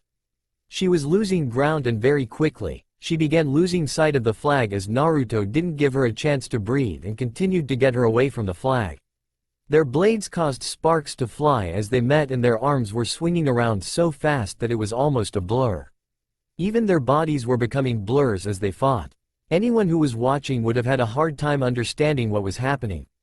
As they thought though Naruto had a smile on his face, not even Selena was able to push him this far and he found himself enjoying this fight with his mother's best huntress. Zoe as well, even though she would never admit it, had a tiny smile on her face and she found herself strangely enjoying this fight. Some people said that when two great fighters battle one another, they begin to understand one another and understand each other's life. With Naruto, her saw that she too had some kind of hard past, that she was betrayed by someone she thought cared for her before his mother saved her and gave her a home, which was why she was so fiercely loyal. Zoe, meanwhile, saw Naruto's hardships and little glimpses of his pain and began to understand why he wanted to prove himself to his other and the hunters. Why he wanted to protect people and keep them out of harm's way. Zoe found herself hard-pressed as Naruto continued to push her back and back until eventually she found herself back at the creek. She looked over and was astonished to see her hunt sister group together and captured while the campers stood around them with their weapons, preventing them from escaping. They looked ready to head towards her, but Naruto skidded out of the bushes and landed in front of her. "Told you things were going to be different," Naruto said as Zoe narrowed her eyes at him. The two looked ready to start their battle again, but rapid footsteps could be heard coming from the hunter's side of the creek. Everyone waited and eyes widened while Naruto had a massive grin on his face when Talia burst out of the bushes with the silver flag in hand. "No!" all the hunters called out as Zoe was about to zoom over to stop Talia from crossing, but Naruto got in her way and stopped her. The other hunters tried as well, but they could not get past the campers that had barricaded them in. Talia then splashed into the creek and after a couple of seconds of tense silence she crossed the other side and stepped onto the campers' territory. She had a big smile on her face and the rest of her team followed after her, all with smiles on their faces when they spotted her across the creek. She then held the flag high in the air and shouted, "We win." After another moment of silence the campers all cheered as the hunters dropped to the ground in disbelief before they stared, cursing themselves for letting the campers get the better of them. The horn sounded out through the area as Chiron galloped into the clearing with a proud smile plastered on his face. He came across the campers all looking a little worse for wear, covered in cuts, bruises and their clothes torn, but they all looked in a joyful move and ignored it for now. "Campers win for the first time in whoever knows how long," he said before trotting up to Annabeth and the others. Naruto mad some clones to go free the two hunters that were trapped at their flag before he walked up to Zoe, who had a scowl on her face and was looking away. He got her attention by walking in front of her. She sneered a little before narrowing her eyes at him. "What do you want? Come to rub it in?" she said before Naruto's hand appeared in front of him. "Good game," he said with a smile on his face. She looked weary at him. "This had better not be some trick," she said before he shook his head. "It's no trick." She eyed him for a few more seconds before she relaxed a little and shook his hand and nodded to him. Naruto smiled at her again and was about to head towards Selena when gasps rang out through the camp. He turned around and to his surprise saw the Oracle coming towards him. Her skeletal-like body creaked as she walked and eyes glowed green as she got closer towards them. The campers and Hunter both took a step back since something like this had never happened before. "She has never left the attic," Chiron spoke as the Oracle walked towards them. She looked like she was heading towards Zoe, who stepped forward. "What must I do to save my mistress?" The Oracle looked at her and just when everyone thought she was about to start speaking, she started walking again and walked right past her, much to all the hunters and the campers' surprise. She kept walking until she stopped a few feet in front of Naruto. "Is this for me then?" he thought as he looked towards Chiron, who nodded at him. He took a deep breath before speaking. "What must I do to save my mother?" This time green smoke appeared out of the Oracle as her eyes lit. The mist built up and to his surprise took the form of Hiruzen, Tsunade and Jiraiya. 6 shall go west to the goddess in chains, *. 1 shall face their pain in the land without rain, *. The bane of Olympus shows the trail, *. Campers and hunters combined prevail, *. The Titan's curse must one withstand, asterisk. And one could perish by a parent's hand, asterisk. The three figures all said 2 lines each before the green mist began to fade away and disappeared back into the mouth of the oracle. Once it did, the oracle staggered a little before she dropped to the ground. Everyone stood in silence, with the campers looking towards Naruto worryingly, while the hunters looked at Naruto in both annoyance and jealousy that it was he who got the quest to save Artemis and not them. Chiron, Naruto said in a serious tone, getting the centaur's attention. I think we need to call a meeting.